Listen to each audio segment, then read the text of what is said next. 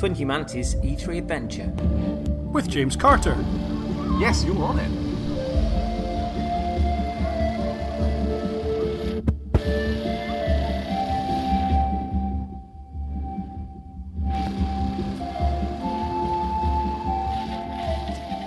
So to start off with, on the previous show, Paddy can be heard slagging off the footballer Cristiano Ronaldo shortly before the Portuguese wunderkind hits a stunning hat-trick against Spain. I'm happy to report that for the rest of our E3 podcasts, Patrick will be replaced by the actor Christopher Plummer. So Xbox, going into this, I think we spoke about this in the preview show. There was a lot of trepidation as to whether they could sort of roll their sleeves up and make a fight of this, or as to whether it was just going to be a straight ahead show. And obviously, from my side of the fence, I was pretty excited to see what happened here. And for sure, yes. I mean, obviously we did touch on this, but just as a reminder from the standpoint of you two fine gentlemen. Well, I always go into the Xbox show not excited, because they generally don't show a lot for me. Their big titles usually aren't ones I play because I don't have an Xbox. But like the Halos and Gearses of the world do nothing for me, really. Like they're non-events. But I always look to see the other stuff. Xbox, yeah. No, exactly. I don't have any attachment. The same thing for me in Nintendo, really. Like, Mario, I just don't care. Like it's not. Just saying it doesn't make it cool.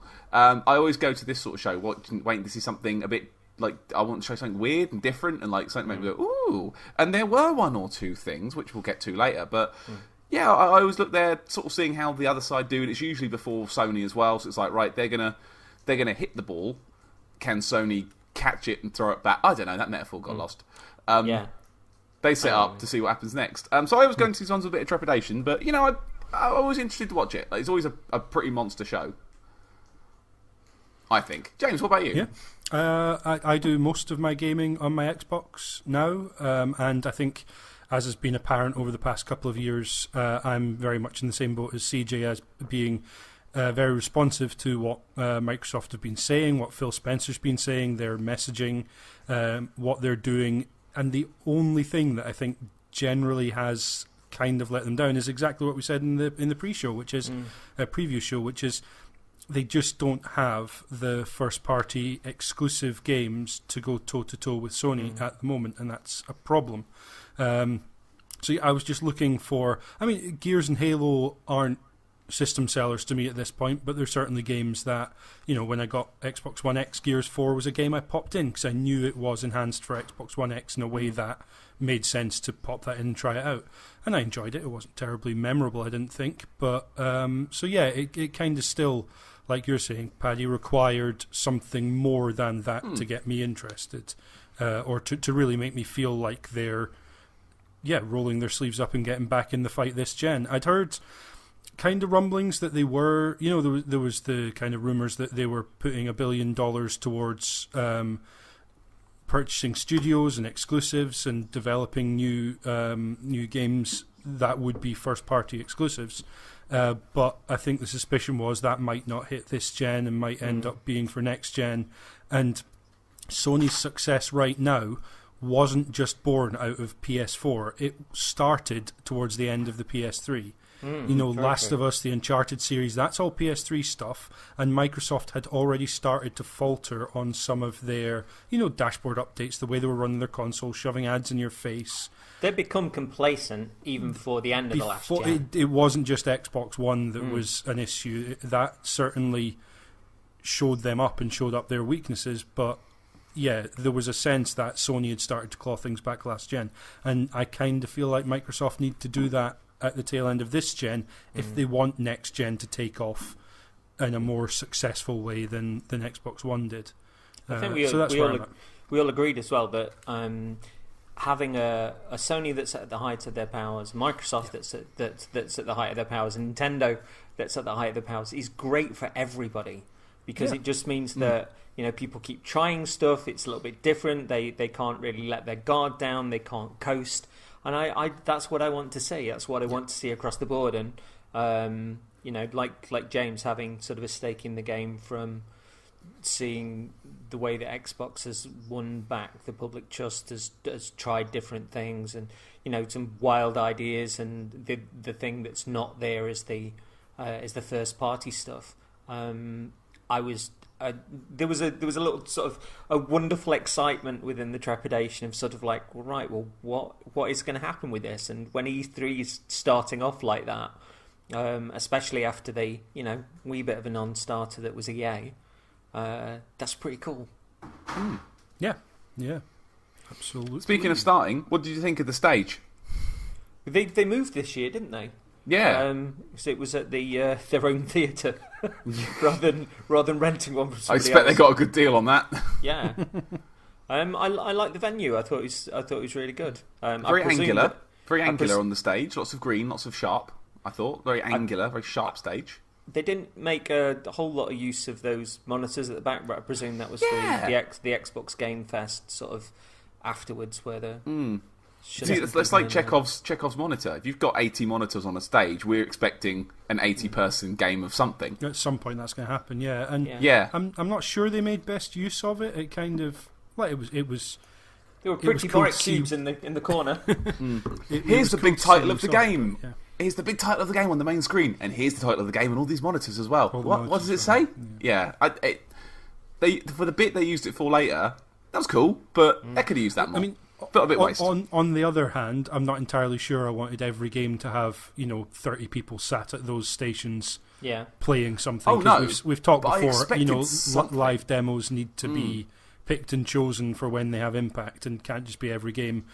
With Phil Spencer shoutcasting over the top or whatever. Yeah. God, that wouldn't have worked either. Everybody's sitting there and they get squashed by a car as it's slowly lowered. Car's here! And Blinkman decides not to press the button. Blinkman, get back in your box. So they started off with Halo Infinite, an engine demo. Open world, seemingly. It was mused as to whether it would be following Bungie's original document for Halo before it became Combat Evolved. Digital Foundry did a breakdown of the demo, nervous that it might be the moving equivalent of bullshots, but found it wonderfully to be kind of imperfect. They wondered if this was being targeted at the next Xbox primarily, but Microsoft have apparently said this would feature a tail backwards to current machines, which is interesting. Yeah. This could absolutely be something. If they're building a new engine, Slipspace engine, I think it is, it could, and also not sequentially numbering the game does kind of suggest maybe they're wanting to take it on the next step. It didn't have to be called Infinite, but I guess fine that it is. But yeah, I did wonder whether this might be kind of next gen. So we saw a squad of mammoths crash land on a planet ish, and then it kind of pulled back from them through a kind of stone circle structure that looked very reminiscent of, say, a Halo ring, and then back out to Master Chief or someone wearing that armor, because the helmet was in hand as though he'd taken it off. So presumably Master Chief. I don't think there's any reason to suspect it wouldn't be. And then nice Warthog shot, but no real indication, even of whether the game is the necessary, from that trailer specifically, whether it's the next game in the series, whether it's a full big game or something else that is a main game but not in the lineage of Halo 1 through 5. But yeah, I mean, Halo Reach was the last time I was really knocked for six by a Halo game. What a game. Yeah, I just, everything about that. It didn't, well, technically had Master Chief in it, but didn't really have Master Chief in it. But just the whole tone of it was just really, really cool. And 4, I wasn't necessarily on board with, and I haven't yet played 5. But this did get me thinking, you know what, I should probably play 5. And that's not a bad place for a trailer for a game that could be a good couple of years out to leave. 5, I think. 5, the story really isn't good. But yeah, it is a pretty game, and it's fun to play for the most part. I think they rushed it towards the end a little bit because there's far too many kind of chrome corridors. Rather than there's only so many chrome corridors one needs in their life, really. Yeah, but given that it's on Game Pass now, or you can pick it up for under tenner, and it's got a 1X patch, that's just fine. But I would like to see I mean, I mentioned in the preview show that Joseph Stanton's back at Microsoft, and Joseph was responsible for the stunning storytelling in ODST and Reach, which really shook up for me the way that a game could tell its story. And if he is involved in this, and I'd expect something similar in that regard, because we never did see his destiny before it was cut up, and before he left the company, and what's the shame? Paddy, presumably this didn't I like the inspire you mammoths. to immediately order an Xbox One. The rhinos look good, but for me, I've written mammoths were cool, lots of words, brackets, nothing. I don't know. I didn't get what it's a Halo game. That's all I got from this. Yeah, it's really like you can sort of say, okay, you see a separate squads that could indicate something. You see Master Chief, and then you see a kind of pullback distance shot of a warthog running away with itself, which is the sort of stuff that makes you think, oh, maybe open worldish, or kind of blending more like different types of gameplay. But that's all supposition. That could just be a nice teaser. Often but maybe include I'm not the guy for this one. Like, I mean, one could argue that a couple of years ago Sony did the same thing when they showed off the Last of Us 2 thing. It's like, oh, here's just a short clip of a girl playing guitar. Oh wait, look, it's Ellie. Last of Us 2 is happening. Yeah. Like, and for me, that was like, oh shit, brilliant. Whereas this is, oh, here's something of equal substance, if not maybe a little bit more, but just fine. I think at Good. this point, They're making another one. that they needed to do though, because this was a super important E3 for them. And whereas they've said previously that after what happened with Scalebound, that they don't want to really be announcing things before.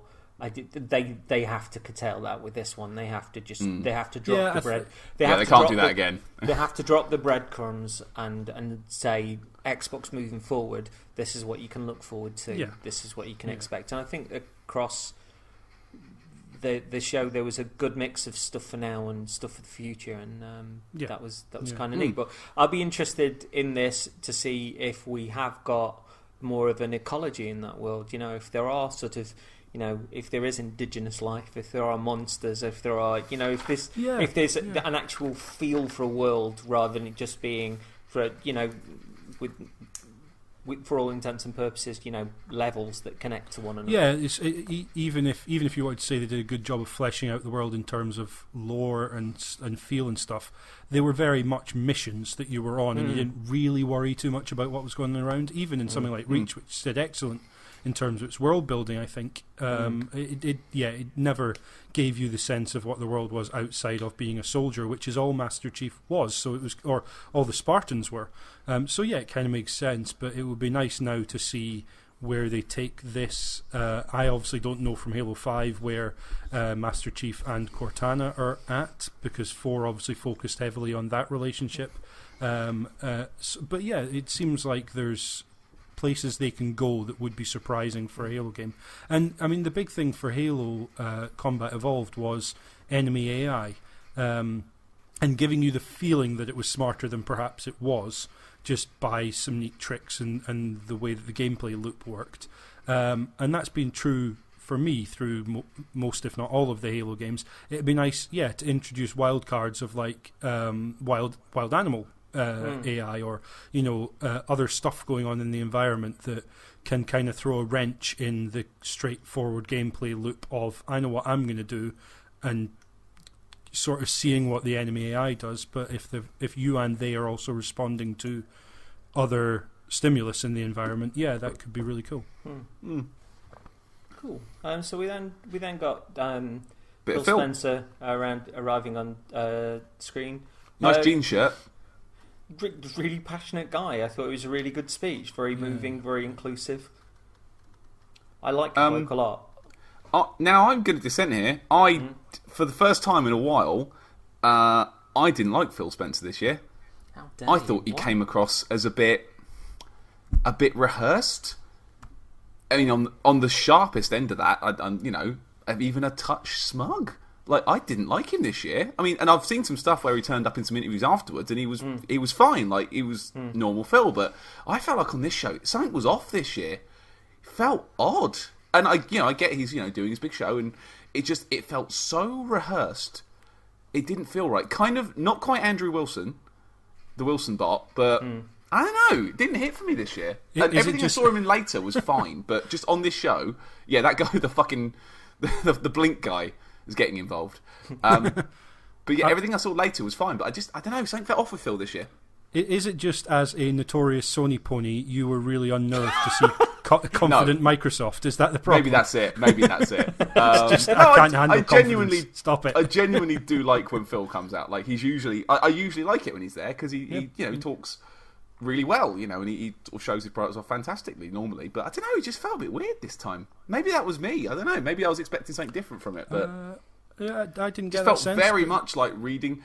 I am reading my script about the power of Xbox One. Like it felt so and that could just be me. I don't know. I know he did fly in to start rehearsals like about 2 days before.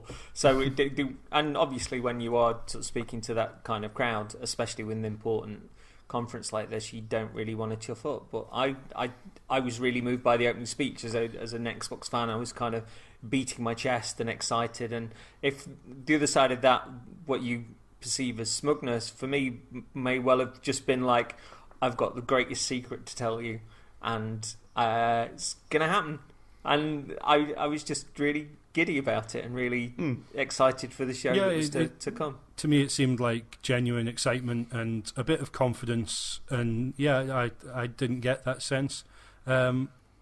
But the fact that you did, Paddy, is significant. I think that's something that if people are coming away with that feeling, then Microsoft and Phil Spencer need to watch, because that's something that people are going to easily start to sense again, given the way that this generation kind of kicked off. I'm not saying he's pulled a Don. Oh, no.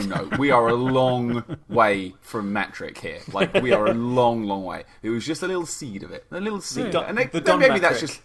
Hey? The Don metric. The Don metric. How much you sort of measure as to whether someone is a doofus or not.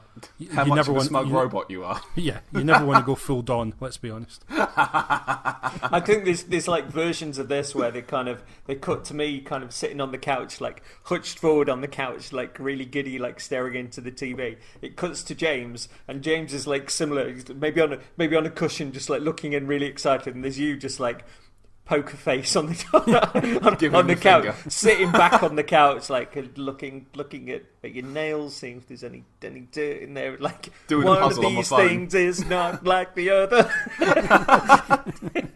doing a fucking puzzle on my phone. Like, oh, what? Is he finished? Hey, I'll have none of that. You pay attention. So we then went into Ori and the Will of the Wisps. Oh, hang on. What? Very quickly. Have I missed something? Well, just Phil Spencer, worth noting, mentioned FanFest, obviously, and said that proceeds from all tickets sold for that are going to Gamers Outreach. Which is cool. That nice thing to be able to do. Obviously, Microsoft are in the position financially to be able to set up that kind of thing. And much like we said for EA, it's great to have an event like that and publicise it.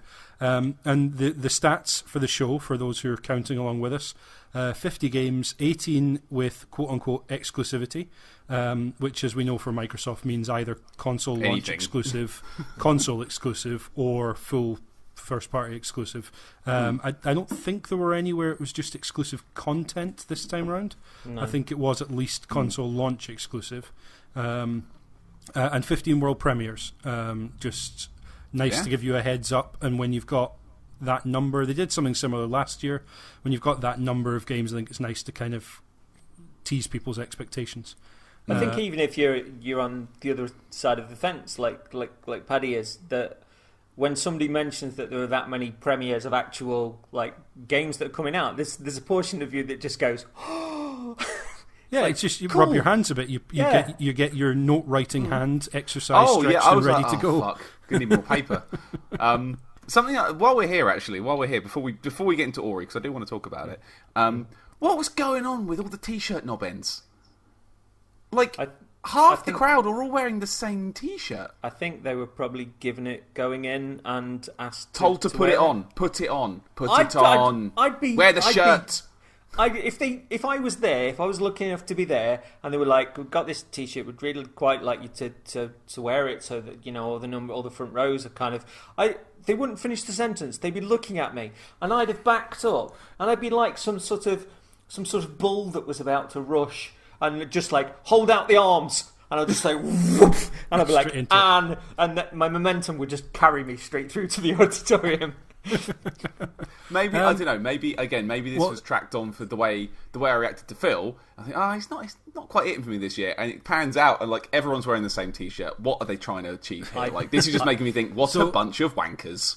But the other thing is, what a lot of these companies do. Ubisoft do, I think EA as well. Microsoft do. Sony didn't this year, but have in the past. They invite along a lot of their employees. And rightly they should. It's a celebration of the work they do.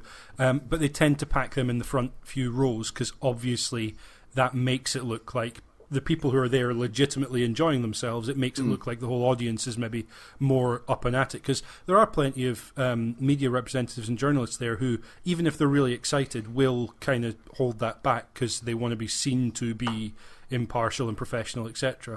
And it's nice, I guess, for the people on stage as well to have the front few rows that they can see most of just really enthused. It kind of rubs off them. But obviously the downside of that is it looks like you're packing your audience full of plants. Yeah, exactly, yeah.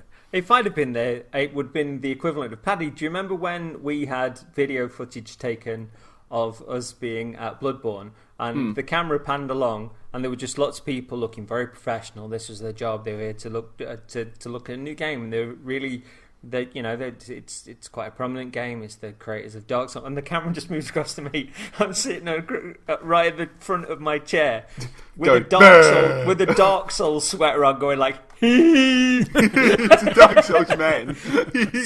So that would be me in there 100% on the other side of it. So I can at least say, but you chose to wear that shirt. The T-shirt they gave out looked rubbish. Rubbish. It's not as bad as last year's, let's face it. Do you remember last year's? I was there. Was that the one? Was it the one, like, the most powerful console? Or I witnessed. Yeah, that was it. That was garbage. The highest quality pixels. Yeah. Crisp. Fuck off. Crisp. So can we go to Ori and the Will of the Wisps now? Please do, sir. I haven't got any more. Yeah, I think that was it. Forth. Yeah. What do you think? It's alright, isn't it? You're really bringing your A game. Okay. If your eyes didn't melt watching that, then I don't know what kind of human being you are. Full disclosure, I've bought it on Steam. I've just yet to play it. Because again, I don't play it on the computer an awful lot. But it is there, downloaded, ready to go. Because everyone talks so much sugar. Most of you Kane and Rince lot won't shut up about it whenever it comes up. Which is, for me, that's a good indication that a game is probably good. Yeah. But yeah, this looked fabulous, looked good. I mean, I don't even know what the game is because I've just heard about it. I've never really watched any videos. I didn't even realise it was like a big platformer. I thought it was a game where you just wander about and solve a puzzle. Like, it's a proper platformer.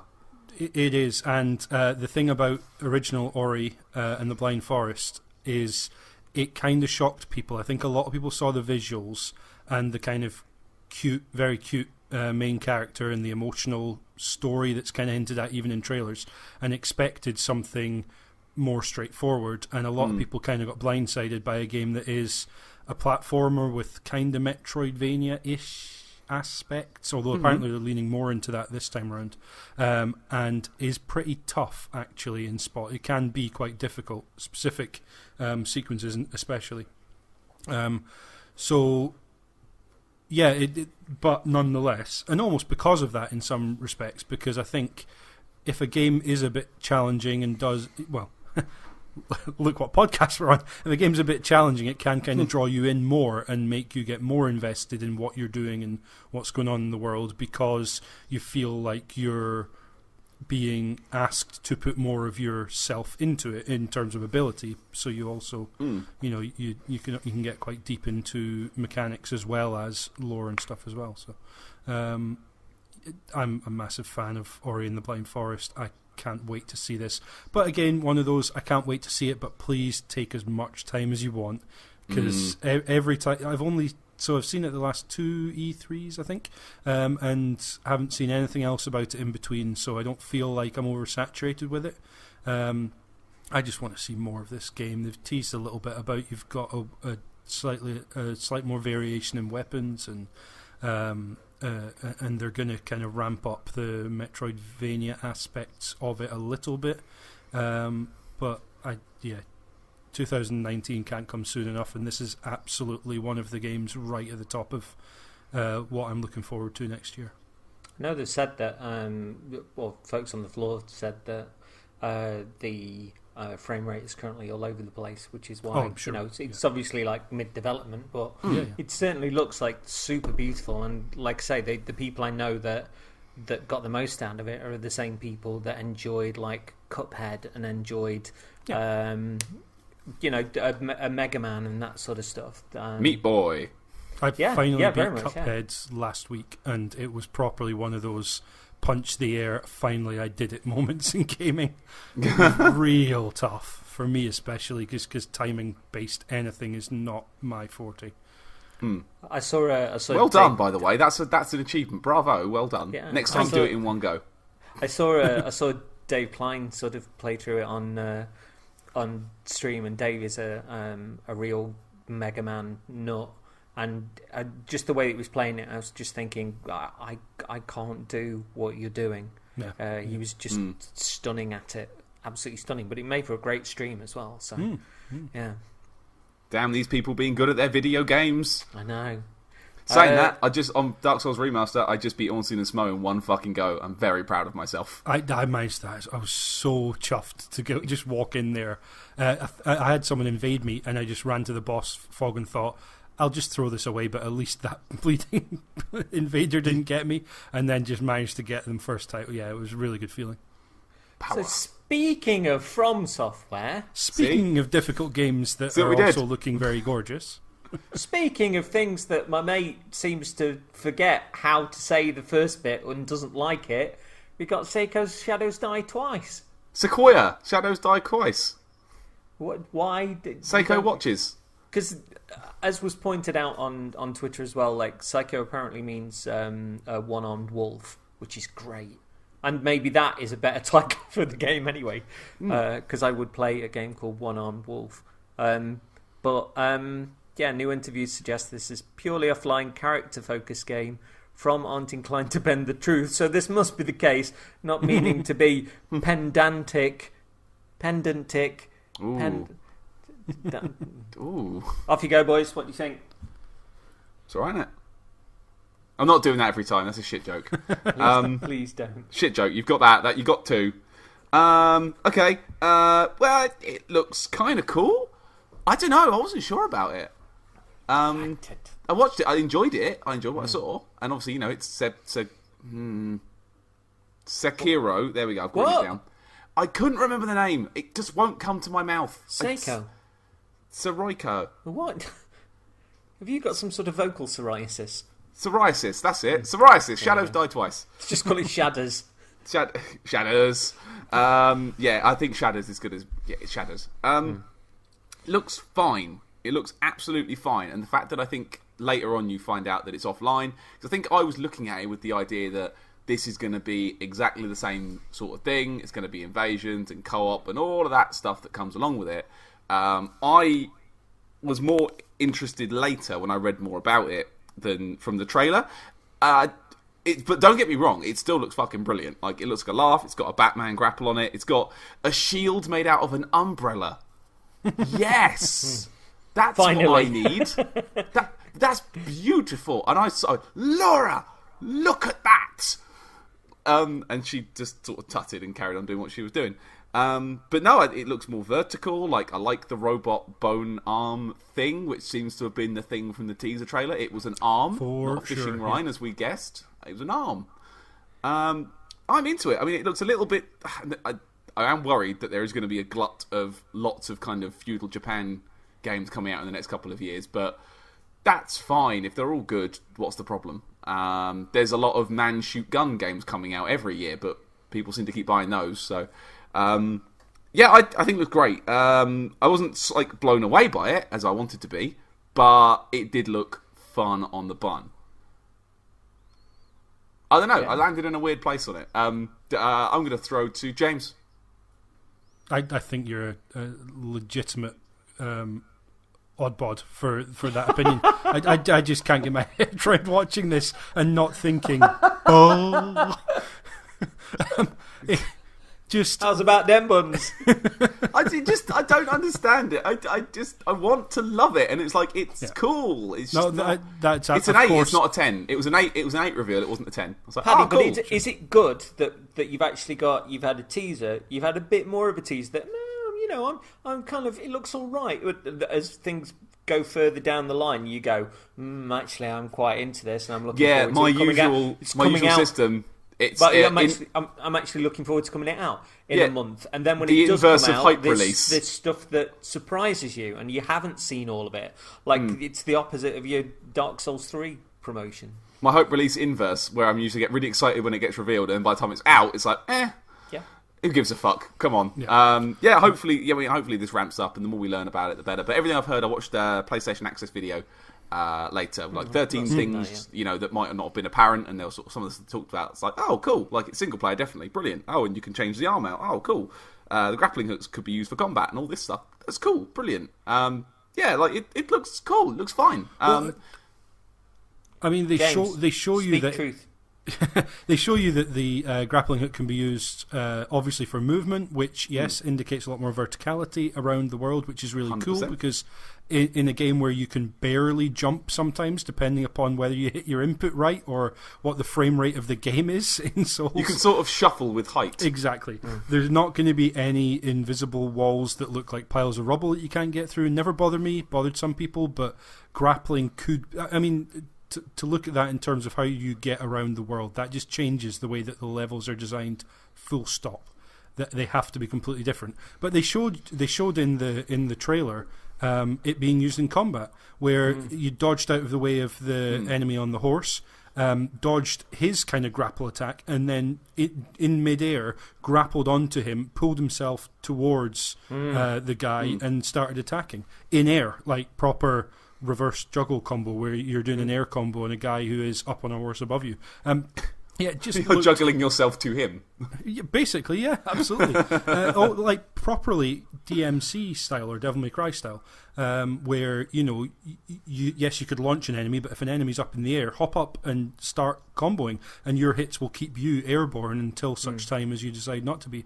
Yeah, it just looked like it introduced so many possibilities to change up, and I've heard a lot of stuff afterwards where people have been talking about it and saying that, for them, Bloodborne did kind of mix up the combat, but it was a faster, concentrate more on dodging rather than defending style, but it still felt very Souls-like. And I agree with that. I feel like everything I'd learned in Dark Souls 1 and 2 and Demon Souls, I was able to use in Bloodborne. I just had to play it in a slightly different way.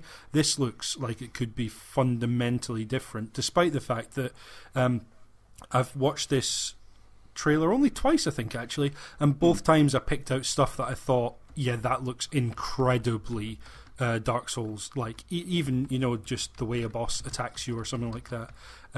But they made a big deal in the trailer about the fact you can bring yourself back to life, so it's not going to be a similar health system necessarily. It's going to be something different.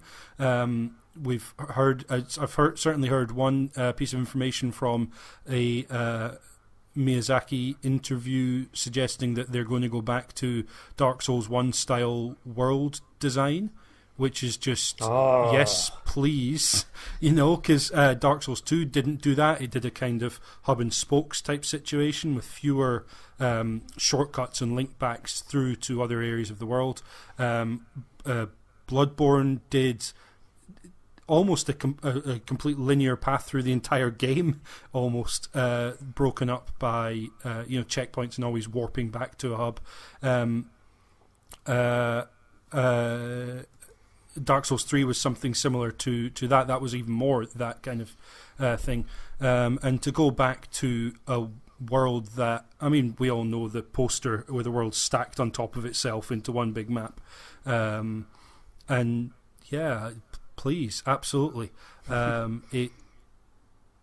to have seen Neo last year, to know that Neo 2 is coming, to know that Ghosts of Tsushima is coming, this did feel still like it had its own flavour. Like it felt very painterly. I thought it wasn't. It wasn't absolutely. what you'd look at and go, "Oh, that's the same guy that did Demon Souls, that did Dark Souls, and did Dark Souls 3, and did Bloodborne." You know, the same art designer.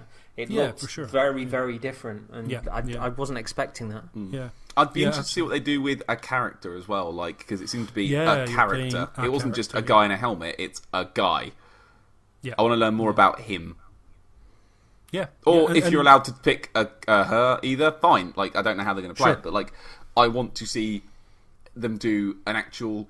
It sounds really bad. An actual story, not one that's kind of hidden in item descriptions. I want to see her do a story where you haven't got to imply and work it out. Like, tell me. I think they're going to be more straight ahead with the story this time. I read that. I think that's why you make a kind of not stock character, but that's why you make a fixed character to build a story around. Yeah, because otherwise, because you I'm may not as sure well I can say deal with 10. another.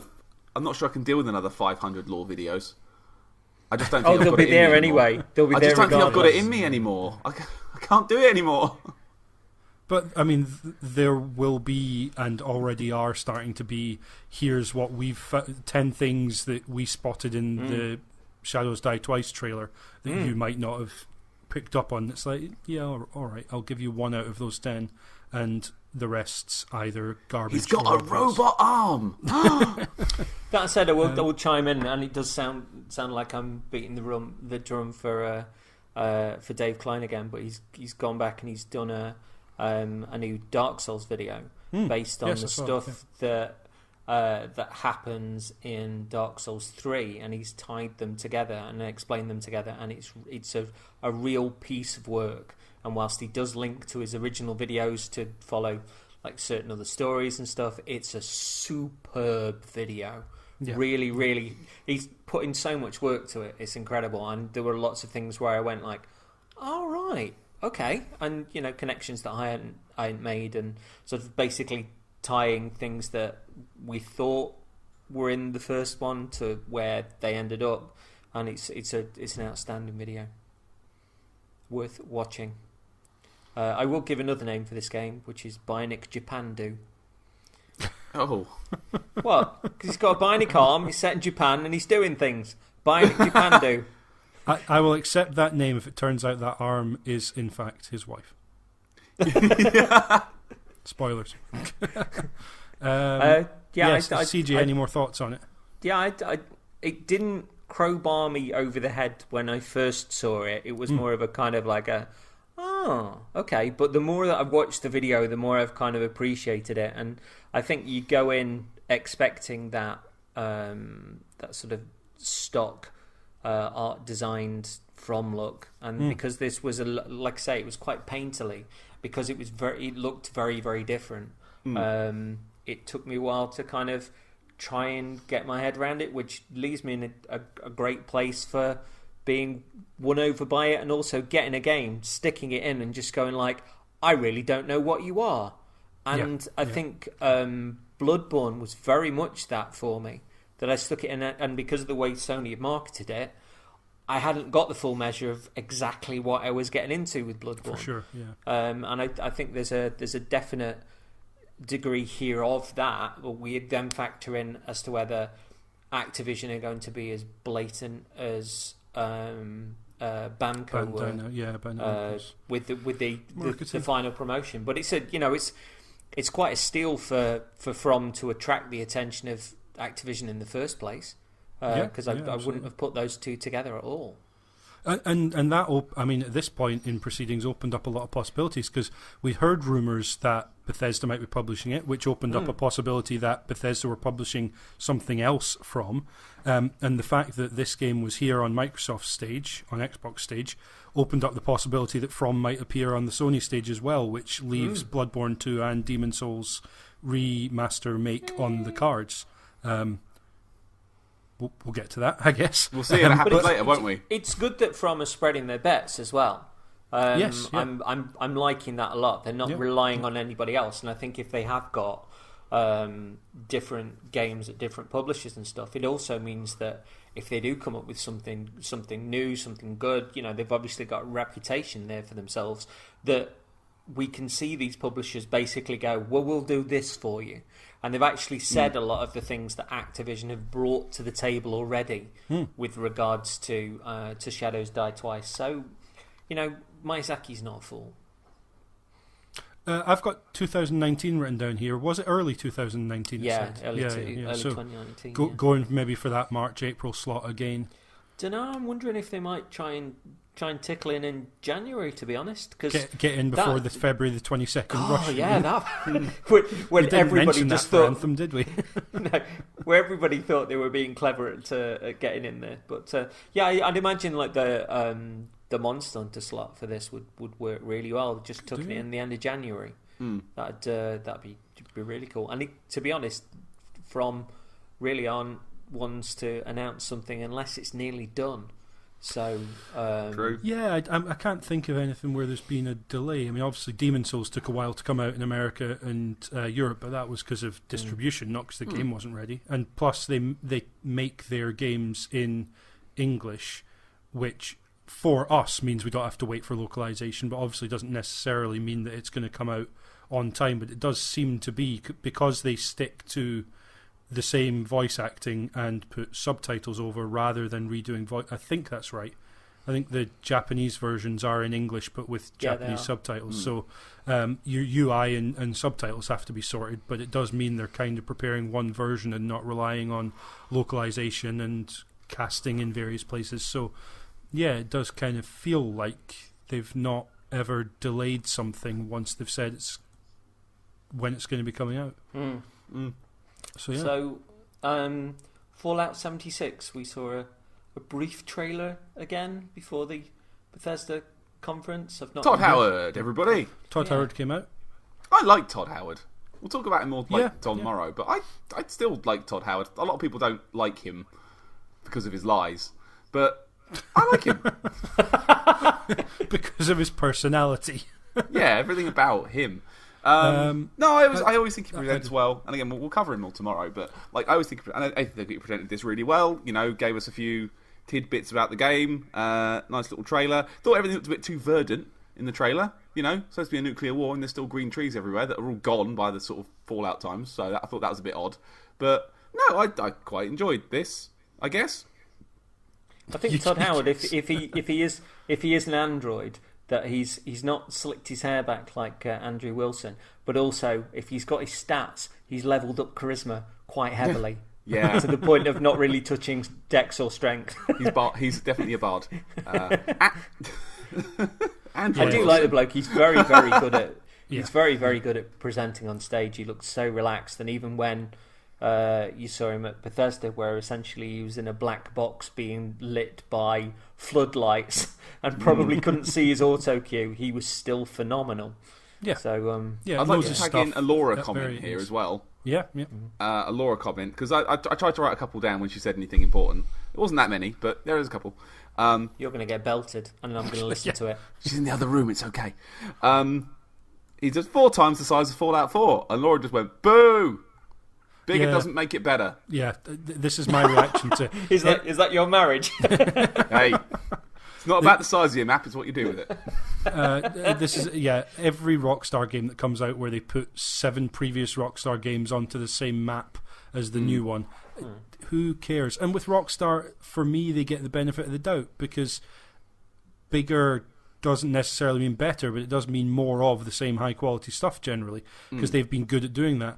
And arguably, Bethesda have too, but I mean, for as much as I quite enjoy watching Todd Howard, since Fallout 3 I've really gone off his games. And let's be honest, there's only been Skyrim and Fallout 4 since then, but I'm not sure I necessarily want another one of those this soon after Fallout 4 as well. It sounds like it's going to be something a bit different, which is good. But yeah, a map 4 times the size of Fallout 4 for what is being reported to be a survival / co-op / base with no NPCs. Yeah, why am I going to the other side of the map then? If you just said like it's 4 times the size of Fallout 4, I'd have been like, same size as Xenoblade Chronicles X then. 1/27th of Just Cause. But yeah, I mean, going to a different part of the country that we haven't seen before, West Virginia, and being the first shelter to Awaken, isn't it? After playing a prequel, to go to come out. So 20 years after, as opposed to 200 years after. Which is why the landscape should look different. Whether it should have recovered that quickly after a nuclear explosion, I don't know. I've never been in one. But hey, maybe I can't argue with you on that. I was trying to find something to fight back with there, and I couldn't find it. Well, yes, maybe it's what happened after the 20 years between then and the 200 years that actually caused the place to look so much like a barren wasteland. Well, given that you can get codes to nuclear silos and launch them towards your enemies and alter the landscape, I'd imagine a lot of that might even tie into making things worse and starting to see some of the monsters that start to, we see in the later games and stuff. So yeah, sure. Yeah. But yeah, we will see. That struck me as an incredibly odd boast about the game, that you're in a kind of shared world because it's co-op. You're going to see a lot of other players. 100%, yeah. If they nuke your base, is that just all of your hard work gone? Because that sounds awful. Well, no. Well, much like Command & Conquer Rivals, you have to play 5 minutes of boring esport first to control the missile, and then you have to shoot the base twice. So we'll go into a bit more of this in the Bethesda conference, I guess. Thank you. yeah, sure. Also, Morrowind on back compat and Fallout 4 on Game Pass were also mentioned at this point. Thanks, Todd. I don't remember that, but he said he mentioned those before Fallout 76, and we come back to the Game Pass stuff later on anyway. But first thing he mentioned was just kind of we're really excited about our partnerships with Microsoft. Always had a close relationship. Lovely to be here. Here's a couple of things, and I'm here to talk about Fallout 76. So yeah. So then we had the real surprise for me. So we had the awesome adventures of Captain Spirit. I've not gotten into Life is Strange. Vampire doesn't entice, but this ballparked it for me. It hit very close to home with my growing up, the way superheroes and play distracted from toxic parental stuff and kept it on the periphery. I've mentioned before that Attack of the Friday Monsters was crazily personal to me in that regard, and this looks important. Apparently ties into Life is Strange Season 2, with the devs saying that Life is Strange will encompass more than one story, and it's free. And bizarrely enough, if you go to the store and you pre-order it in inverted commas, it downloads immediately. It's just it's waiting. Ready to go, isn't it? Yeah, just waiting for June 26th now. I love this. I absolutely love this trailer, and I've watched it a few times. It's got so much sincerity and charm and heart. It's gorgeous. So what you're telling me is I've got 10 days as of time of recording to play through all of Life is Strange Season 1, all of Before the Storm, and be ready to play this on the 26th of June. Because your brain won't let you do it like my brain won't let you do it. Oh, you see, I'll be straight into it, and I think that if... Because I own Life is Strange, but I haven't I've had a couple of swipes at it, and it's not sort of clicked for me early on. But I think that I'll play this, I'll maybe get a taste for it, and then go back and follow that particular story through. Because they have said it bridges Season 1 and Season 2 as well. If anybody is sort of quite curious about it, I think Life is Strange is like £3.82 on the Xbox Store at the minute. So it's cheap everywhere at the minute. Yeah, it's really cheap on the PlayStation Store as well. Sorry, James, didn't mean to interrupt. No, absolutely cool. Yeah, like you, this looked really fantastic. I thought it was interesting that the dad still seems to, despite obviously the difficulties that he's going through and struggling with alcoholism, still seems to really care for his kids, still seems to want to encourage his imagination.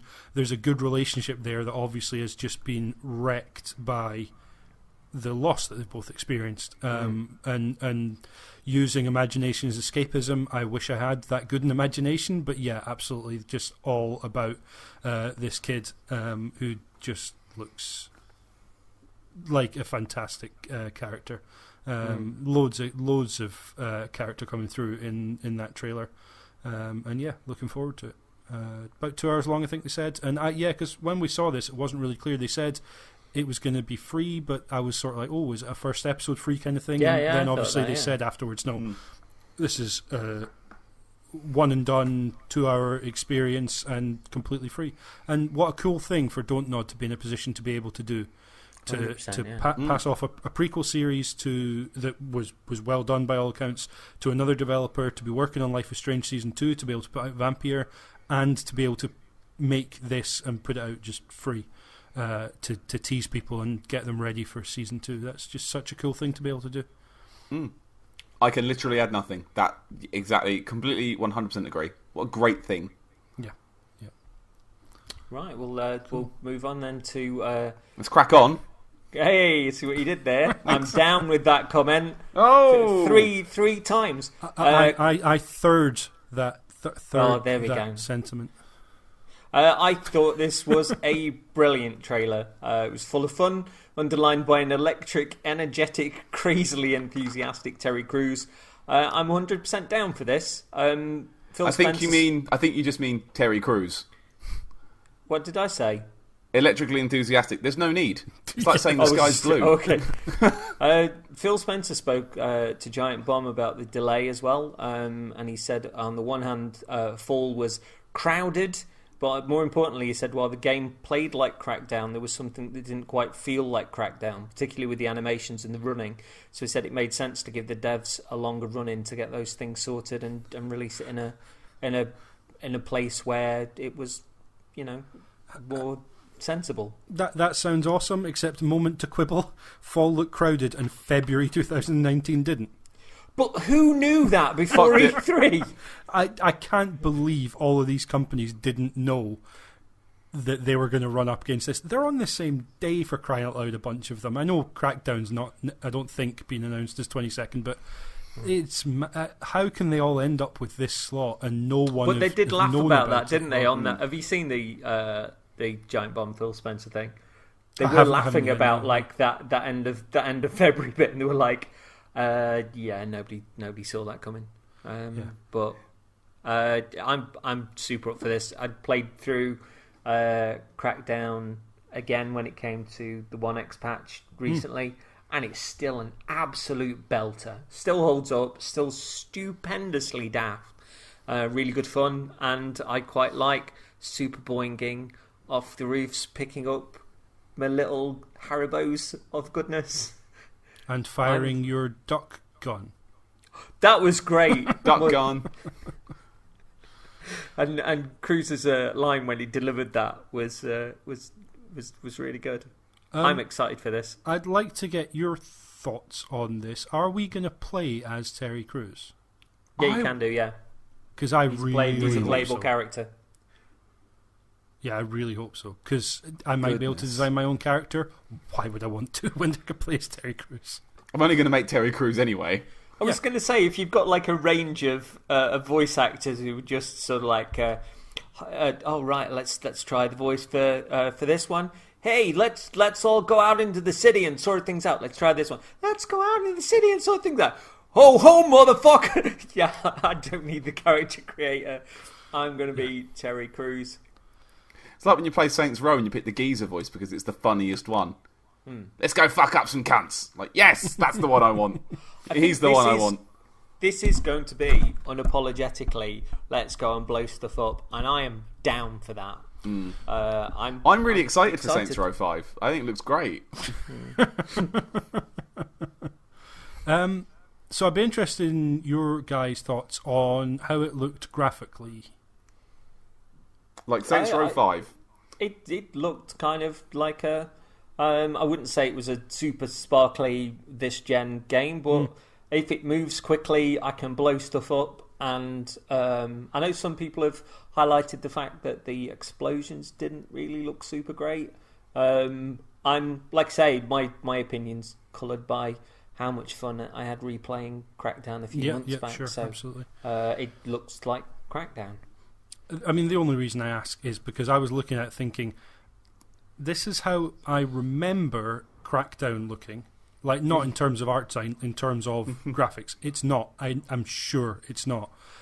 But it did have that kind of look of, and it's a horrible, harsh thing to say, a last-gen game remastered into a this-gen game. There was something about it, just the way it looked, and I can only describe it as the way it looked graphically. Like, the art design's great, fine, fantastic, but something about it looked, I can't put my finger on exactly what it was. I think when you've got certain looks, though, in older games, like when you've got like Wind Waker and stuff, and I think the original Crackdown ties into this, that when they do come to a later gen, they look really nice, because back then they weren't trying to be realistic. They got a certain they had style to them, a certain character. Case, a sort of cel-shaded type thing going on, and when that got its sort of 9 times resolution boost to 1x recently, it just, again, it looked like the way that I remember Crackdown looking in the first place, but it looked really nice. I definitely think there's a certain style in there, but if they'd have gone all out for super realism on this, I don't think it would have been Crackdown. Absolutely. I'd agree. I completely agree. I couldn't put a finger on what it was as well, but it looked like, I keep going back to Saints Row. It looked like the PS4 remaster of Saints Row a little bit. It just wasn't quite there. But again, the design of it looked fantastic. Like, and running around breaking things looks like it's going to be fun. So, who are we? Digital Foundry? But I think the pixels weren't very good. Within games like this, and like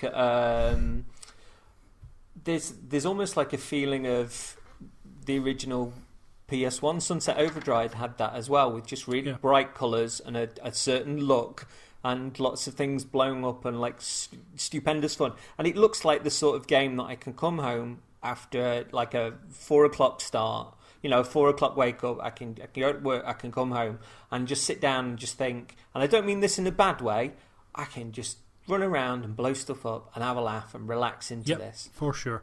I think so. If I was to try and describe what it was about it, there was a flatness to like the textures and the way it looked. Oh, that's pretty good. Yeah. And I guess what I'd liken it to is the way that, so a game like Red Faction Guerrilla wasn't supposed to be a graphical powerhouse. It certainly wasn't a story powerhouse. I'm sorry if you like that game. The story and a lot of what you're doing in that game I found atrocious. But it did stuff with physics and stuff with systems bumping into one another that was just fun, and it was a playground. And it kind of looked to me, because it's doing stuff with physics that is really demanding, they had to dial back a little bit on the graphics, because you can't have a lot going on and have it a really high graphical fidelity. In the same way that if you have loads of particle effects now, eventually you run out of the ability to do that if there's too much going on. And so Red Faction Guerrilla to me looked a little bit like a PS2 game on a PS3 or on a 360, on a next-gen system. Just in terms of the graphics, there's clearly stuff that game's doing you couldn't do on a PS2. And this kind of had that look to me, just in terms of it just didn't look like it was going to be a bells and whistles game in terms of look. But everything that was going on screen just had me with a big grin on my face, so it's like, well, who cares? Terry Crews is in it. Doesn't matter. Yeah, that's a stroke of genius, getting him involved. He's the right man. Absolute stroke of genius. Yeah, definitely. I mean, one of my comments on my notes is run, jump, drive, shoot, smash. Cool. That should be on the box.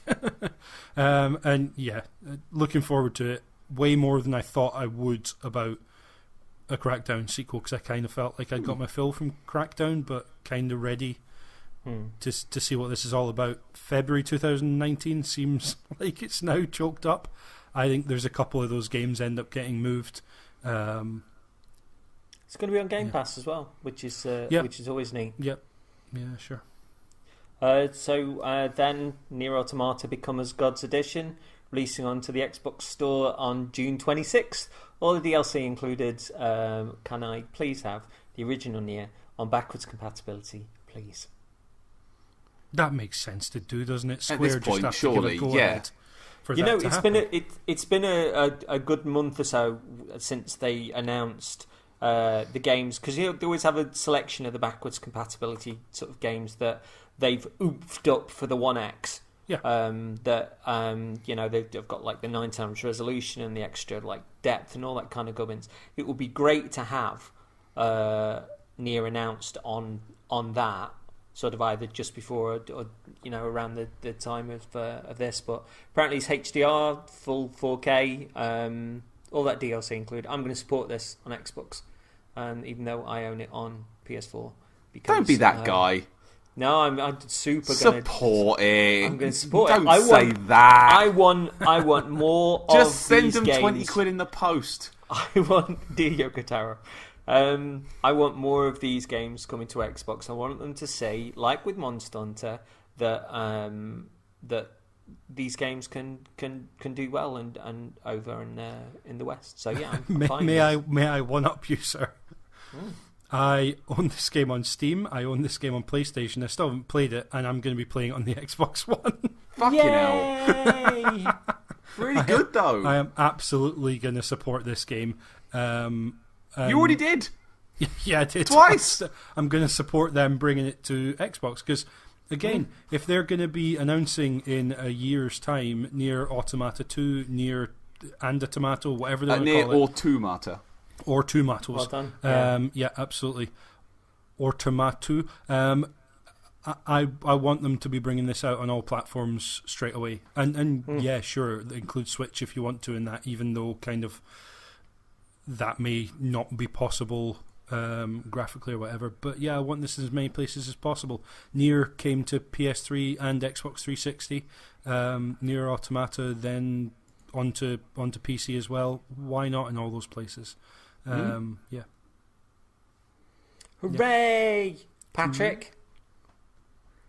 Yeah. You love this game. I do love this game. It's great. I'm happy more people get to play it. I'm not going to support it, but like I'm happy other people get to play it that haven't had the chance to play it on other machines they might already own the game on. I'm really happy about those people who haven't already bought a copy on other consoles. If Xbox is their only one, I'm happy for those people. The rest of you, idiots. So June 26th is starting to look like a popular date, and you know what else is a popular date? What's the popular date? What date the next game's coming out on? Is it February 22nd? It might be. Oh shit! Yeah, so Metro Exodus. I picked up the remakes this time last year, underlined by the recommendation from James, and I put them on for the first time the other day. I really like following up this. on those recommendations. Yes, I really like the look of this, although it does share a kind of an aesthetic with a number of the games in the show. Sort of, there's this Division 2, Dying Light 2. They've got the very similar. Everything's a bit dirty. Very green. It does look excellent though. The devs have described it as not quite what they call an open world, as you're travelling between areas with the train, which can develop issues on its own. One thing that I heard was there's a level involved which is quite serious and quite bloodthirsty, but it involves you trying to get to a fella who could not only fix the train but upgrade it, and he's really cocky and really funny about the things that he's going to do, and he's just like, yeah, come to me, it's going to be fine. I'll make it better. I'll do some improvements. Yeah, see if you can get here. And they said like whilst it was chaos and bloodshed throughout the level, you were laughing because of how funny this bloke was, and I was like, that sounds really good. Nice. I thought this was a great trailer as well. Really enjoyed it. The gun crafting looked really fun. Like this kind of bits kind of going blonk, blonk, blonk, and my gun's done. I like that you put your backpack on the floor and then you put it back on your shoulders when you've got something out of it. That was one of the things where I went like, oh yeah. I guess that probably indicates that if you're doing crafting and possibly menu stuff, the game's not going to pause. Certainly if you're going into your backpack to do stuff. So obviously a big thing about Metro is in little ways like checking your oxygen level, checking your watch, checking your map and compass, changing your filter and stuff like that. That was all done in-game kind of Far Cry 2 map style as well. And so that you couldn't Skyrim style pause your game, eat all your cheese, and carry on. Sure, you're not absolutely not doing that. A lot of stuff happened in game, and I get the impression this may. I guess Zombie U's another one where if you were accessing your backpack to do stuff, you had to find somewhere safe to be, and this has to be as well. Another interesting thing is in the previous two games, it was largely kind of that when you were underground, that was where humans lived, and it was safer. When you were overground, you were in trouble. They were always at risk because that's where a large portion of the non-human enemies in the game were. This seems to have been possibly slightly flipped in that some of the factions are now living overground, it looked like, and the underground may be as dangerous, if not more so. Would you say they are wombling free? Oh, dear me. Christopher Plummer. Sure. Why not? I think this looks fantastic. I really do. I'm a big fan of the first two Metro games. It's one of those where when they announced Anthem on the 22nd of February, I thought Days Gone was going to run scared. And then they announced Metro Exodus on the 22nd, and I thought, I don't think BioWare would be scared of this game, but I'm also not 100% convinced they'll hit the February 22nd date. Maybe they will, but they have got a history of delaying games previously. It's going to be interesting. One thing they did say is that it's obviously they've pushed the graphical look of it this time. Whereas the previous sort of remakes that are on PS4 and Xbox One run at 60 frames per second. This is running at 30. So Digital Foundry were wondering if there's going to be maybe a performance mode that kicks into it and drops it to 1080 on X or whatever. They would. Yeah. Did look nice though. It looks lovely. Yeah. And train. Give me that train. Ooh. Yeah. Cool. Great game. Give me a model of that. Snowpiercer. Give me. Oh God, that's a film. My word, that's a film. That's one heck of a film. It's been too long since I saw that. It's a book as well. Yeah, it's a graphic novel. French graphic novel. Yeah. So Kingdom Hearts 3. Kingdom Farts. Yay! Hey, there's Frozen characters in this. Sony, you're welcome to it. That's an announcement. Frozen's in it. Frozen's in it. The Frozen lady. They've got some gummy. The gummy ship's back, and me and Laura both just went boo at the TV when the gummy ship turned up. Fuck the gummy ship. I'm not a Disney fan, so a lot of this went over my head. I'm not a Disney fan. I thought the Disney stuff they showed looked fine. I thought the animations were a bit wank.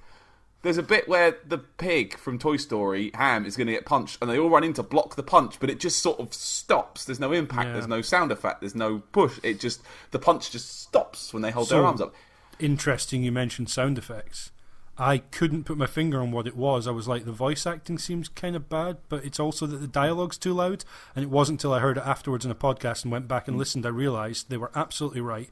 The dialogue sounds too loud because there's no sound effects, there's no sound other than especially after, and I wrote this down as a note, Phil Spencer kept mentioning really good quality sound effects all the time.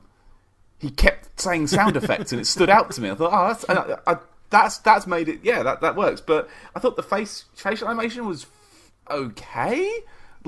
This didn't look like a game that's been 137 years in development. Well, apparently a lot of the previews have mentioned that there are real issues with combat as well.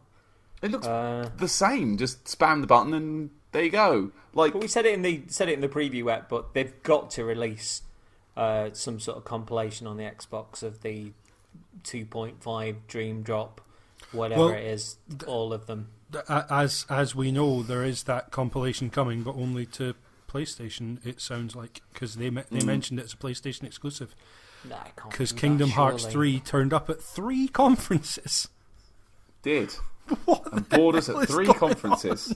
That is just ridiculous. Do you know what? Every time they showed because they showed off their weird shit story at each one. We're going to do some really average versions of some Disney films, and then have these guys in black coats talking about heartlesses and nobodies. And good God, I really tried to get into Kingdom Hearts. 3 times I think I've tried, and I bounce off it every single time. It's I just haven't got the brain power for this weird square story they've bunged on. Yeah. After all this time, let it go, let it go. Oh no! No, I've been burned! Oh, I've been burned! You have burned me, sir! Oh no! I still remember, I've received a terrible burn. Do you have some Savlon?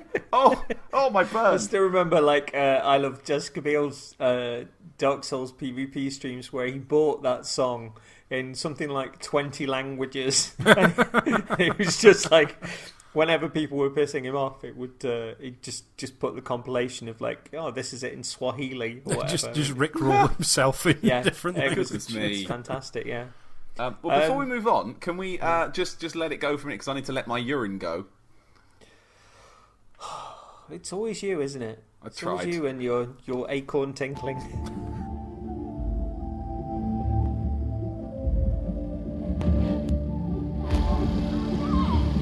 I'm back. Hello. Let's move on. Let's move on. So we got Sea of Thieves, Cursed Sails, and Forsaken Shores DLC. I thought this was a funny trailer. I didn't really get that much of a feel of what it was bringing, but the DLCs are apparently coming in July and September. New areas to explore filled with fire and ships full of evil skeletons to fight. 2 million players in its first month and Rare's fastest selling game. The developer is serious about building up the game to retain interest, tasking 4 different teams with creating new content for it. In an interview with Kotaku, it suggests the team are looking to put new content into the game every 6 to 12 weeks. Yeah. That they're not going to pull a Destiny 2 and just barf out a new game. It was also stated in the same interview that there's 150 folks working on the game, but when asked if Rare is Sea of Thieves now, the response was the Sea of Thieves team is the Sea of Thieves team. Ooh. Yep. Yeah. Anyone else think the lady who was doing all the talking in the trailer sounded a lot like Galadriel? Yeah. I was like, I closed my eyes. Is this actually? No, it's not. It's not actually, but it really sounded like that was the voice direction given to the actor. It was Galadriel-ish. Yeah, definitely. It did make me laugh where she was just going into that like massive monologue, and it was just like, you just want to know how much it's worth. And she looked over at him, and he was just bored. Yeah, absolutely. Yeah, that was very well played. I enjoyed that. No, I'm really glad. I really hope. I think they said 2 million the first month, but 4 million overall now. I think, which I mean, yeah, it was on Game Pass, so a lot of people will have grabbed the game, played it for a bit, and either stuck with or not stuck with Game Pass. I know Darren off of Cane and Rinse has been having a great old time and has been eager, like beyond eagerly awaiting every single update. I really enjoyed the stuff that I played with this, and like I was only on a sloop with the lad that I work with, but in the time that we played, there were so many stories, there were so many moments, and it was just like, oh look, sky's growing dark. Quick, I think that's another boat. Quick, put out all the lanterns. Right. We can see where the wind's moving. Like, move the sails, and it was constantly talking to one another and looking to find stuff. And I know, that the game needs more stuff in there. It needs more content. It looks like they're focused on it, but honestly, it was an experience that I'd not had in games. And even having played, the Destinies where we're all sort of, doing various bits in raids and we're all sort of quite leisurely chatting to one another and catching up. Sea of Thieves was really kind of like, got to do this. Oh my God, look what's over there. All right, we've got to go there. Can we get back? We're being trailed by 2 boats. Can we get back? Can we get this stuff back? What are we going to do? Oh God, you've got to dive underwater. There's a shark. And it's just, it wasn't really a game where you could have that sort of leisurely chat because there was always something to do. And it was almost as if you were doing a version of what we took the piss out of, the Division in the past and those bits doing, but it was very much like we saw the regular people doing when they played Sea of Thieves in one of the old Microsoft trailers, because it was exactly that. Yeah. I want it to succeed. I really want it to succeed. And they're giving themselves the best chance. They're adding extra content. This is 2 big expansions that are happening. One in the middle of summer, one in kind of early fall, I guess, early autumn. And if they keep doing that, there will be there still are a good base of players, and if they can keep advertising that there's more stuff and dragging more players back in and making sure that people have stuff to keep them going, there's no reason this can't be a Division or a Destiny where people were kind of unsure at the start of what it was, unsure of whether they're going to stick with it, but gradually over time add to it, builds trust with the player base, and absolutely. I didn't know Darren was super into it. That makes me happy because I know he's a Obviously, really he's big a Rare big guy, Rare and fan, to know that yeah. to know that it really hit home for him is that makes me super happy. and not. I mean, obviously, he's aware of kind of the flaws, that not having enough content initially, not having it kind of ready to go. But he's, as far as I can tell, delighted that they keep supporting it and keep being very open to the community. There's weekly videos from producers at Rare talking about what they're doing, what the plans are, what the feedback's been, what they're listening to and what they're taking seriously. And if you're doing games as a service, that's the way to do it, surely. Be open, be transparent, let players know what's happening, and that gives players a chance to feel like they're being listened to, being heard, and they can see what the devs are working on, which is great. I remember when I first played it with my mate. Like we found this island and we were sort of looking for this treasure. And obviously, you've not got a regular map that you can bring up. One of you has to unfold it and show it to the other one. And we were looking around to try and find something. And I just started doing my thing where I wander off and I look to get something. And he found the treasure, and then he saw me and he was like, "What have you got?" And I was like, "I've got a muffin of legend." And it was like this tiny crown. And he was like, "Where'd you get that from?" I was like, I went down and went to this cave. There was like a thing in there, and I ran out with this. I think the thing's still following me. I don't know what it is, and it was worth more than the treasure that he just took up. It's classic you, isn't it? It's like, right, we've got to go do that objective over there. Cool, bye. And you work around in the opposite direction. But that sort of thing is you both making your own stories sort of beyond the game, and it's it's a very definite memory. And absolutely. my sadness is that I've not played this with enough people, because I can imagine like being on a full boat with all of your mates is just. I've obviously seen that on stream, but I've not been in a massive fight where a boat the size of ours kind of comes alongside and starts firing like, "Oh, you got to run downstairs!" And like, somebody's got like the bucket like turfing out water, and somebody's hammering up planks, and even the stuff where because you can only hear the other players when you're up close. There's been tales of like boats coming alongside. Are you all right? Are you nice? And they were like, "Yeah, do you want to have a party?" Just like everybody just gets on one boat and just starts playing music.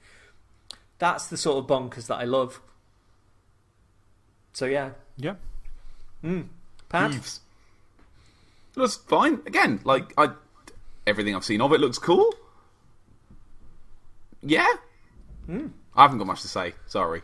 So we then yawned into Battlefield 5. Nordley's story hinted at yesterday. Very excited for this, and then it was like 8 seconds. Yeah, so they made a big deal of, there'll be a War Stories showcase. You'll see more at Microsoft, and it was mostly some of the same stuff we've seen with a few extra bits on. It's like, well, Pointless. I don't feel like I knew anything more about what the War Stories are going to be, what this story in particular is going to be, and it's Nazis in maybe a Scandinavian setting. At least skis in it. At least with the Trevor Noah stuff, like before E3, that was actually really funny and really engaging, primarily because of him. Oh yeah, This was just like it feels like, is the game really going to be ready for the end of the year? Because there's just so little that's there. Maybe they're just drawing out the tease, but I think they probably are, but certainly nothing. I was after yesterday, after the day before's EA conference where they said more War Stories. I thought, oh cool, I'll get to find out whether the single player stuff's going to interest me, and that probably is going to tip the scales on whether I'm interested in this game. And I just didn't get anything more from it. It felt like the sort of thing you'd have had beforehand, and then the bigger show afterwards where they dove into multiplayer. But to tease this at the bigger EA section that they had on it, and then not really show much of anything at all, I'm not sure why this was here. It's done it the wrong way around, isn't it? Yeah, definitely, it felt like the wrong way around. Absolutely, this felt like tone setting for and find out more at EA. Do you think it was Blink guy again? It's like, right, we've got a Battlefield bit for the EA show, Battlefield bit for the Microsoft show. Microsoft show is first. So tease it at Microsoft, and then we'll do the big one on our own show. Yeah.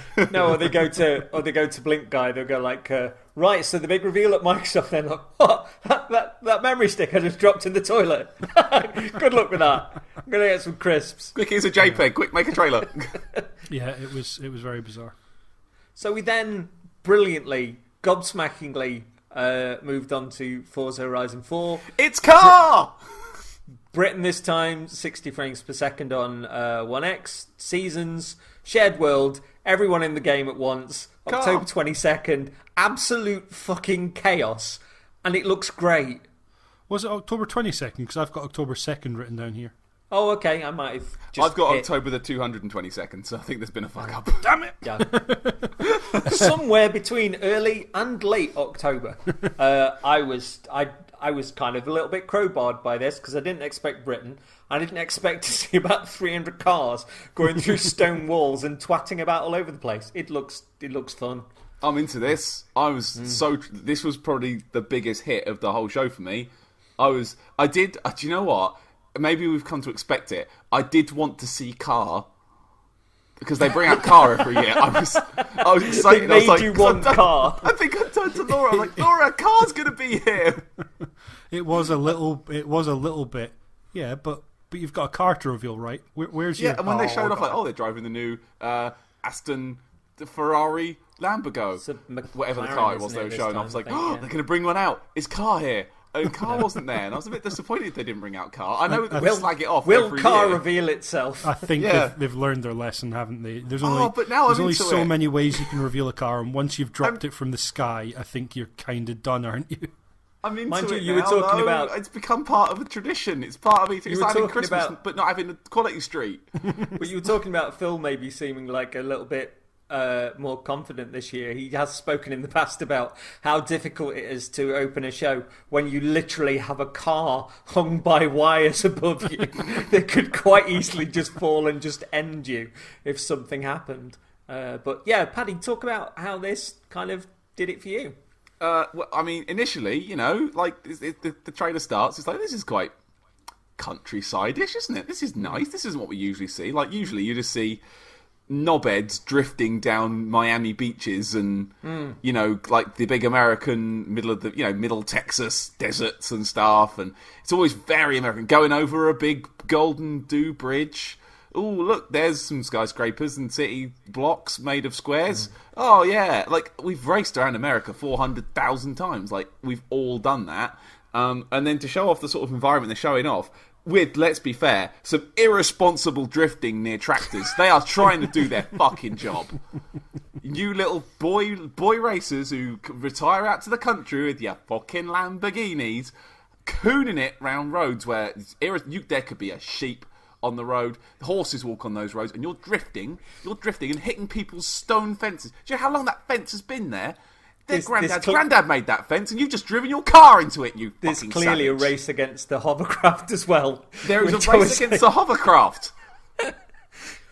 But they've got loads of people on screen. It was like a Destruction Derby times Burnout in a lovely countryside setting. It was great. I think you could only race the hovercraft in Britain as well. I don't think that would work anywhere else. I think just the fact it just appeared like, there's a fucking hovercraft. I've written the phrase confetti autumn on my notes. I can't remember what the fuck that was about. Yeah. No, I think there were lots of leaves coming down from the ceiling in the conference, as well as the... to make the point about the seasons, Seasons, right? So here's my thing, right? I think to make this game one of the best racing games ever, right? I think they need to make it like live. So, for example, and this is something Laura brought up, and it made me laugh so much. Where's all the bank holiday traffic? Like, at bank holiday, just put more cars on the road. It's like, no, it's worse now. You've got to drive slow. Too many cars. Like, that could be very, very funny. Like, fuck, this looked really good. This looked really, really, really, really good. Like, this was proper. Like, that looks like they've made one for me this time. It looked chaotic and daft and brilliant, and I was surprised. How weird is it that this is our reaction to a car game? Those are the most run-of-the-mill, here's a tech demo. Yeah, obviously if you're demoing your new console, you put on a car game because it looks nice. We all know what it is. and yet this is our response to what is otherwise ostensibly a car game. Which far too few people actually do anymore. Yeah. It's because do you know what? I think a big part of it, I think a massive part of it, is the fact they've decided to set it in bloody England. Like, how often do we get games set here properly? Like, where do you see that kind of fictional, like that? Not fictional. That sort of like village look with like the little stone fences. True. Like, you imagine this in Postman Pat round the corner. It was interesting as well in the lead up. People were going like, well, the original Forza Horizon was, a festival in Seattle, and the second one was was it Italy and Spain and stuff? Yeah. Across Europe. Central The Europe, third one, Australia. You don't really get racing games in Australia. And certain people going like, what can they realistically do with a fourth one that's different? Hello. Forza's gone to the Rapture 4. Yeah, it just looked very chaotic. Apparently, the seasons will switch fairly regularly at first, when you first start the game, giving the players a chance to experience them and get used to racing in them. This will then be governed by the developers, who will change the seasons as and when they wish. Well played! That's great. Now, this was something that I found out later, which is great. You can also get a house. This ranges from a little cottage to a Scottish castle, and you can grow these by doing jobs. This includes things like being a stuntman at a racing festival and, brilliantly, doing the events in a London taxi, taking people to the finish line. Hang on. When it was rumoured Playground were doing an RPG and it might be Fable, we didn't realise it was actually just going to be Forza Horizon 4, did we? And there's one character class and it's car. You can buy a house and do jobs to get a bigger, better house. Yeah, right, I just love the fact that like a race is going to start. A race is going to start, and everybody's revving up, and like you're in a London taxi, and somebody will go, "Can you take me to the finish line?" Just like poof. And so by the way, we need to get there before any of these cars who've already started racing. My wife's pregnant. Can you get us both there? And you're like, yeah, it'll be fine. So that again seems a little bit daft. And I like that there's something sort of quite Monty Python, quite unhinged about that. That's and this was the one where they had the live demo of it, right? They had a bunch of guys on stage. Yeah. Right, here's my one quibble, right? One quibble with this reveal, right? So they showed off one guy using the accessibility controller, right? Did they? They did. Yep. He was using the accessibility controller, 100%. It was, I think, the second batch of people they went to. They had people on the monitors, didn't they? For Stephen, I think, was it Stephen Spone, the famous guy, half coordinated? Was that him? Don't know. I'm not familiar with his face because of Twitter accounts and stuff. But like they had someone using the accessibility controller with like a accelerator nub in their hand and like the controller in front of them, which was. I was like fucking brilliant. I clocked it. I was like, yes, because I saw them when they had the monitors from top. Like, there's an accessibility controller there. Look at that. They're going to use it. And they fucking used it, and it looked great. They didn't mention it. Because I didn't say something, because everyone missed it. Yeah. Fucking hell. It's the same with EA and their Play to Give thing, but worse. It's like, you've just done something fucking incredible with that accessibility controller, and they did not mention it once. Talk about it, guys. Talk about it. Home run. I kind of like that they didn't, but you could see it. I have to say I didn't notice it, so obviously it didn't work, but I like the fact that they didn't even have to mention that, of course, you can play this using the adaptive controller, and of course you can be competitive and still play along with everyone, not have to worry about not being able to be competitive or whatever. I think that's great that it was just there, didn't need... But they had a slam dunk, and they just put the ball down next to the net and went, we don't want this one. But I like the fact that reflects their attitude towards the adaptive controller is just, this is an option. It can be customized to suit anyone who wants to game, however. Use it, I don't know. I felt like they should have screamed to the heavens about this. I thought, look what we've done. Look at this great thing we've done. And like, I know my earlier complaints about Phil coming off a bit smug. Depends on your view, but there's no way they could talk about this and not have everyone go, fair enough. Like, brilliant, well done. That is a bang. That is a home run. That is easy shot. I see both sides of this, but I also see the fact that if they'd have announced the accessibility controller at E3, it would have made a huge splash, but they chose not to, for it to stand on its own beforehand, and to put a little sort of soul and substance to it in the way that it came out and the videos that were promoted alongside it. So, agree, completely agree. Yeah, that was the right call to make. But then to just like not mention it, it was there. Like it wouldn't have needed much, not at all. We've got Dave, who's driving a Land Rover, and then we've cut to Steve, who's using the accessibility controller, and he's using a Lamborghini. Like, that's all it needed. Yeah, you could have had somebody with the the Elite controller, somebody with we're going to launch our new Forza Horizon version of the controller, and this man's playing on Kinect. On Drive left, left drive, racing wheel or full racing seat, setup, whatever. Yeah. Play it your own way, sort of thing. Yeah, the only thing about this whole presentation that stood out to me was the fact they just didn't mention that. Otherwise, Forza Horizon 4 fucking killed it. I love this. I love the fact that I was going in, because obviously we talked about the rumours and I was kind of expecting, Japan, and then saw sheep and tractors and was like, hang on, we've done Australia. This is, for sure, this is Britain. Because that's the only, sure, New Zealand known for lots of sheep, but they're not going to go to New Zealand probably right after Australia, so the only kind of thing that made sense was, UK. And then you saw that it's not, like, for Australia, they had a massive map and it tried to capture different landscapes of Australia. But this was very clearly, but just because I know Britain better than I know Australia or Central Europe or, any parts of America, this was like top to tail down the country, different. It looked right, didn't it? Like even the Hebrides bits, like looked really authentic. Yeah, that was really cool. So the hovercraft, I imagine, is one of the event races. You've raced a plane before, raced a train before. Racing a hovercraft, where that hovercraft is just barreling across the countryside, just seems really cool. Because obviously when you're racing the train, you're kind of weaving around and you only get to see where the train is when you kind of come back to the track. And same with the plane. You'll lose sight of it for long times, and that'll just kind of soar over the top of you, and you'll kind of get an idea of whether or not you're keeping up with it.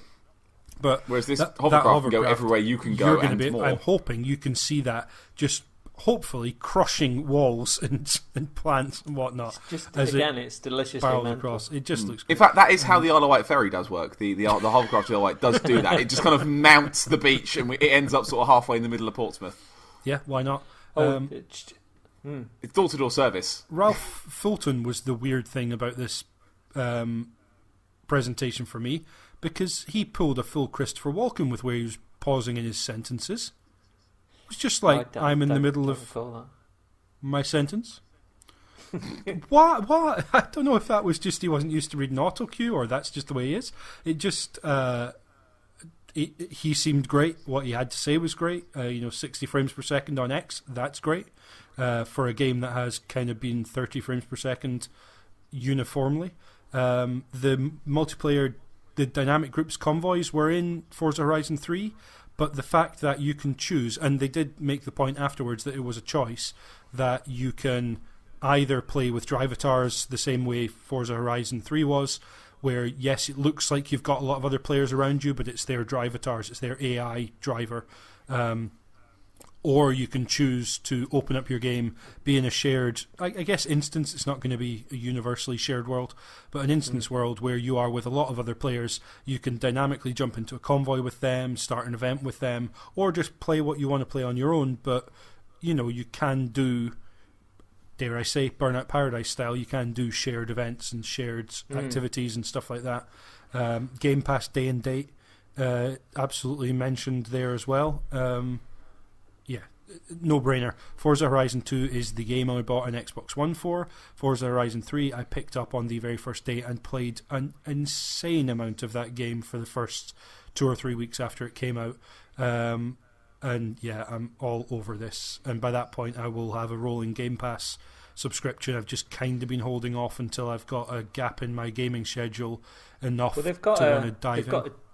They've got a deal that's running until Tuesday, I believe, whereby you can have 6 months for £26. Yeah. And it stacks. So I might just go for a year's worth of stuff and just go, right, It's because Game Pass is. I mean, we'll go to Game Pass in a bit, but it is great for like playing little indie bits that you might not have normally like fancied. Plus, with the big games sort of coming to it, plus some Bethesda cool. stuff on there and loads of Microsoft first party stuff. State of Decay I still haven't played. Original or second, and both of those are on there, so it's just kind of a no-brainer for me to get onto that at some point. I've got a 2-month free trial, which I don't know whether that'll work in conjunction with the deal, but looking forward to diving onto that. And Forza Horizon 4 is just a no-brainer. I absolutely want to have a Game Pass up and running by that point for Forza Horizon 4. And with regards to Forza Horizon 4 as well, shout out to Kotaku for the most bollocks headline of E3, which was along the lines of Forza Horizon 4 feels like we're racing in The Witcher. Oh, fuck you. What? Oh, fuck you. Someone's noticed that if you mention Witcher or Destiny in a headline, then you get more hits, haven't they? Yeah, I've never seen a real tree. That's why I play games. Is Forza Horizon 4 the Dark Souls of car? There we go. So we then got a commitment to studios. So there was the announcement, the full proper announcement of the initiative, which is the quadruple A studio set in Santa Monica that they started, headed up by a former Crystal Dynamics chief. Darryl Gallagher, Undead Labs, the State of Decay folks now presumably with larger budgets at their disposal. Playground Games they bought, so Forza Horizon, and they're also working on Fable. And the big acquisition, which made me go, no, was Ninja Theory, which is huge. Mental. This especially so soon after Hellblade. Yeah. That was the one where again, me and Laura like, what? Really? Yeah.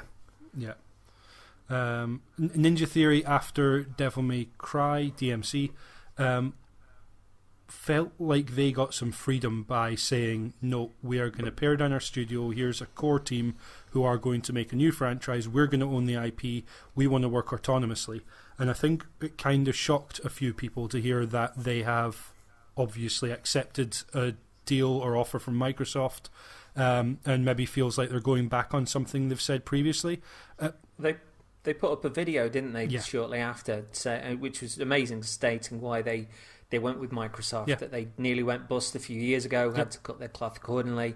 The interest from Microsoft wasn't courted, and they had a list of demands, including absolute creative freedom over whatever they did afterwards. They didn't think Microsoft would accept, but they did. Now extra resources at their disposal, access to engines, AI, that sort of stuff, and have been encouraged to do what they want, but those things are available to Ninja Theory if they want to use them, aren't going to be pushed upon them. But it was sad to see underneath that video so many people just being absolutely disgusted with them. But I mean, this is the same situation where Epic Namebro, when he did I think it was a stream that he then later put on YouTube talking about Shadows Die Twice, one of the first things he had to say was, no, this game's going to be on PS4. It's okay, console fanboys, you can calm down. Why?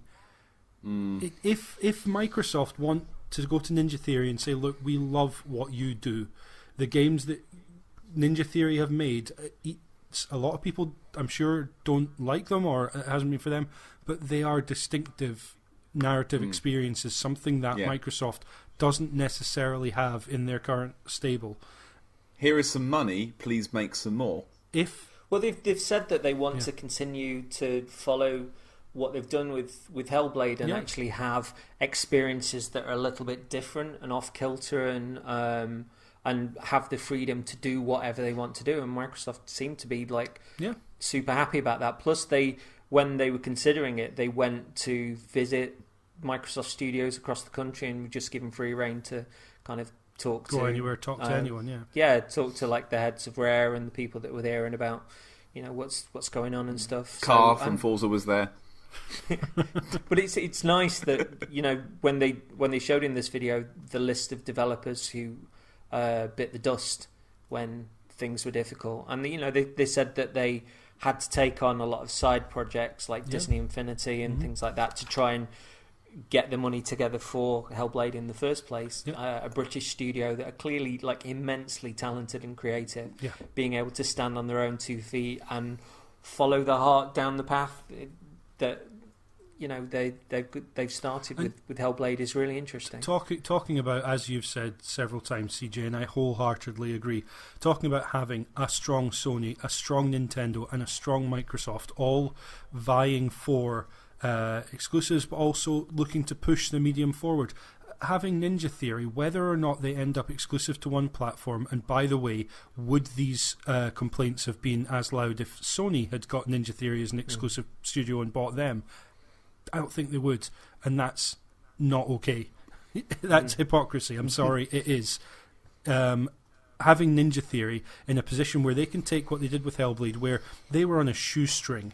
They really, as you say, had to pare down their studio. They had to take a look at what their studio could be and scrape and scrimp the money together to be able to make Hellblade.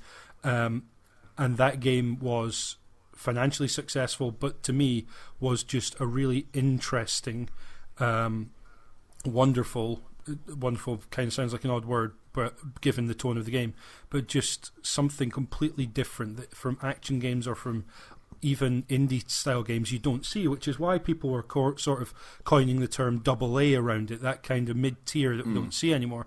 To think that Ninja Theory have got the backing of someone the size of Xbox or Microsoft and seem to have got a deal that they're happy with. And let's face it, my happiness as a player is not what should be at stake here when Ninja Theory are thinking about the employees they have, keeping them together, keeping them supported and stable, and being able to make the sort of games they want to make. Yeah, they've looked at that deal. Sort of on the end they've looked at that deal and thought, okay, if Microsoft are true to what they've said, and I mean, you can doubt that, sure, but they believe that Microsoft are going to be. They believe the deal's good for them. Who the hell is anyone else to say that's not true? Whether you like the fact that their games are presumably going to be console exclusive on Xbox now or not, Ninja Theory are happy with this deal. They've taken it, and that charges them creatively to be able to go forward and follow up Hellblade, which was one of my games of last year without a shadow of a doubt. I still need to play that, and obviously now it's So on do Xbox, I'll support it. Don't, you prick. One of the things that is interesting in that video as well was, they showed their projected success with Hellblade, what it actually sold, but they also still managed to give like 100,000 quid, was it, to like mental health charities and stuff. It makes me happy. But because they understand that if you're going to make a game that is about mental health and you're going to lean on consultants that are going to help you get that stuff right in the game, you can't just take. You have to also give back. You have to reflect the fact that yes, you're publicising mental health in a video game setting in what I feel was a responsible way. But obviously, I can't speak for everyone who may be more closely touched and affected by that game than I am. But to then say, you know what, we're shining a light on this, we're also making money off it, and the only right thing to do there is to make sure that we are a positive, beneficial force towards people who we are trying to reach with our game. Yeah, that's fantastic. And yeah, I'm just thrilled at the notion that they can go forward and do more of that. So the last acquisition was Compulsion Games, the creators of We Happy Few, which is what we saw afterwards, which is almost out of early access now. The story was detailed in this one. I'll be interested to see how that fares. It looks different than what I thought it was. I thought it was like a roguelike type thing, and it seems to have way more built in. I think that was the early access was seemingly sort of a survival game while they... Yep. I mean, again, it goes back to the Giant Bomb interview with Phil Spencer when the question arose that the game now looks like the game that we thought we were getting from the preview a few years ago. Phil agreed, but spoke about how early access helped the developer, meaning that they got funding to press on, could like afford to finance their vision, figure the game out, take feedback from the community certainly, but build on the ambition with the money that was coming in from early access. And now it seems not only have we got what seems to be a really interesting and quirky story on top, but they've now seen that sort of finality and that ambition lead to them getting bought by Microsoft. Yeah. That's good. But I mean, I can't help but be like, not to derail here, but I haven't got time for early access games. There's so much coming out. Who's got time? Sure. Yeah. Yeah, but you again, betas and alphas and all that shit. Like, I'm not going to help you fix your game. Fix it, then give it to me. No, but in this regard, you're looking at it with a publisher that's actually funded their game through early access, that they might have had ambition not being able to do that on their own. That's the reason that they've done it. They've come through the other side. You don't have to help the developer. You don't have to go in. You can wait it out. If you want the full game at the end of it, that's fine. See you at the end of the journey. But for those people that are invested, that want to, again, support the developer, want to see their vision come to fruition. I mean, the game was it £23 when it went into early access, something like that. And obviously, it's going to be a full price title when it actually goes on sale. But even if you're plonking your money down and going, yeah, I quite like what's there, I'll see you at the end of the journey. So you've just got two separate bookends. That's fine, but it's clear the developers come through the other side. They've got something that looks really interesting and really different again. But the people that have put money in along that way have gotten them to where they are now. I agree in principle. In principle, I do agree. But in practice, I see early access, and in my brain, it translates to it ain't done. Yeah, but you and on the I other can prove that early access is evil. What are the initials? but Thank you. On the other side of things, like if No Man's Sky had launched in early access, people would have been far kinder on that game, and it would have been far less abusive. And I wouldn't have bought it for the publishers, but it essentially was an early access game when it launched. That wasn't a full price title. That wasn't a finished game when it launched. It looks like it's going to be very, very soon. And all credit to the developer for continuing to go for it. But that was pitched as a finished game, and it wasn't. Been tricked before. Lies. What I would say is I agree. I was really interested in the first trailer for We Happy Few. That whole kind of let's be honest, BioShock-esque kind of trailer that they had, and then they said, "Oh, it's coming out in early access," and I was like, "Oh, do I? Don't I? And then I heard it was a survival game and didn't really necessarily reflect what a lot of people expected from the trailer. Yeah. And I was just like, "Yeah, no, I'm absolutely right to continue not wanting to be involved with early access games." Dead Cells, a game that I heard loads of great stuff about, I picked up on early access, but said to myself, "I'm buying it now. I am not touching this game until it actually comes out of early access." Because that's not what I want to play. I want to see the finished game, and that's just the way I am. But a lot of other people aren't. A lot of people want to be in the conversation. They want to be on the cutting edge, if you like, whether that means a good experience or a bad. For a lot of people, Minecraft was a game that they enjoyed in those very early stages before it was actually a launched, finished product. And the same goes with a lot of other stuff. They want, whether it's they want to stream it and have that kind of no one else is streaming this yet, I'm right here at the beginning type feel. And it does mean that in a lot of cases there's games where they finally launch and no one's talking about them because all the conversation was had when it went to early access. But that's just a different way of doing it. And if you're iPaddy, and a lot of other people say, "Nah, you know what? I want a finished game. I want you to do your quality assurance. I want you to work out what your game is yourself, and then show it to me, and I'll decide based on word of mouth or my own interest whether I want to play it." But it's only a sort of a hop, skip, and a jump away from like a Kickstarter. But you've got something substantial that you can dick about with if you want. Yeah. And if you're looking at the fact that they've had this early access for 2 years, they figured it out sort of more than the survival game. They've obviously got their investment and stuff. And when you've got that blood-stained Curse of the Moon, which looks, for all intents and purposes, just like a 2D Castlevania, and that's still not bloody out yet.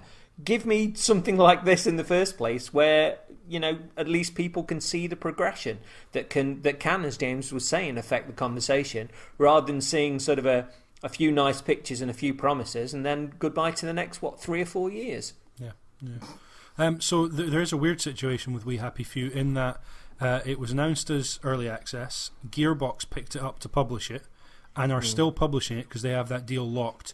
And it's still, as far as I'm aware, it's still on PSN. So although Microsoft, it's still going to Play Store, yeah. So although Microsoft now own Compulsion Games, it's going to be almost a Minecraft situation for this game. Yes, in that I was going to say, that's the. It's going to be on PlayStation 4. Gearbox are going to be publishing it, not Microsoft, or certainly Gearbox have that deal. So whether Microsoft step in and back that up, or whether they just stay hands off on We Happy Few. They've said they're not yanking it from PlayStation and they're not taking it away from Gearbox. Well, they wouldn't be able to unless they bought Gearbox out of that contract, because Gearbox have a deal to publish. So that would get very messy legally, I imagine, if they did try and do that. And why would you pull it from PS4? Because that's only bad press you're going to get out of that. Hopefully. Plus, also, it's one of those things that, in the same way as like Dark Souls was for people that were buying Bloodborne, if somebody picks up We Happy Few, thinks it's really good, then they find out maybe a year or so down the line sort of what Compulsion are doing next, and then they go, right, looks like I'm getting an Xbox then. Yeah, absolutely. And the trailer this time around I thought looked really cool. It introduced the notion that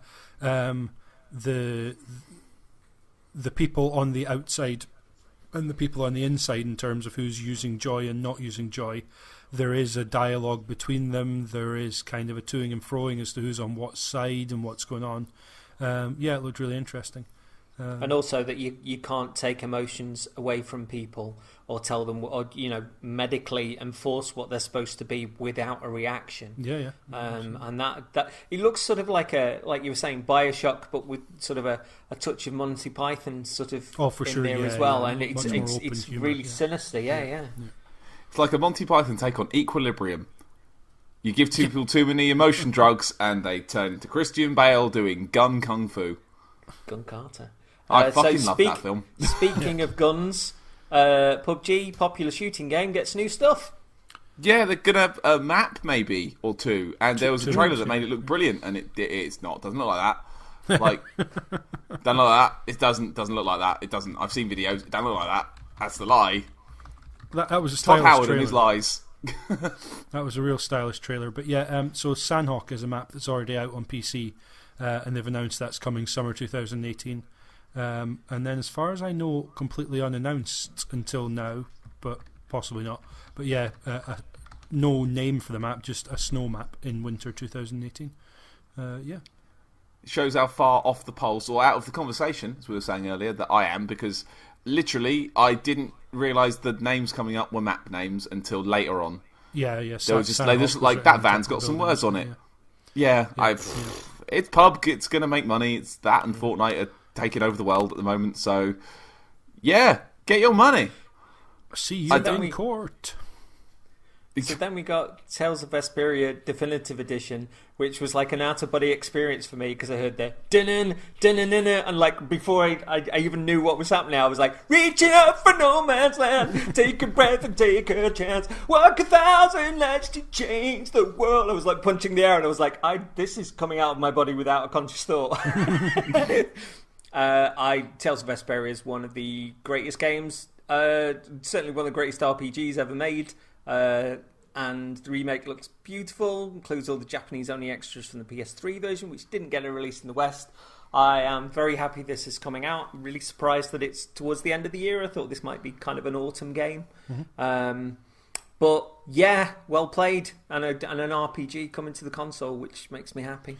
I was going to say, it was very clearly stated, brought to the West for the first time. So is this the first time Tales of Vesperia in any form has come to Europe and the US, or? Well, Vesperia originally was 360 only. Right, okay. And then it was released in Japan. I think there was a special Xbox 360 Vesperia edition that was made in Japan for the launch of this. But it eventually got its release on the PS3 with stuff that we didn't get. So it's the definitive edition that is coming. Yeah. See, I didn't realise this was a remaster until like the end, because I don't really follow the Tales games. I just thought it was another one. I think this looks a bit graphically a little bit flat. Maybe, I don't know. It didn't do much for me graphically. And then obviously it's a game people clearly want, which is fine. It's stunning. The Tales series. the Tales series in general has missed me. Everything I've tried, it just doesn't click for me.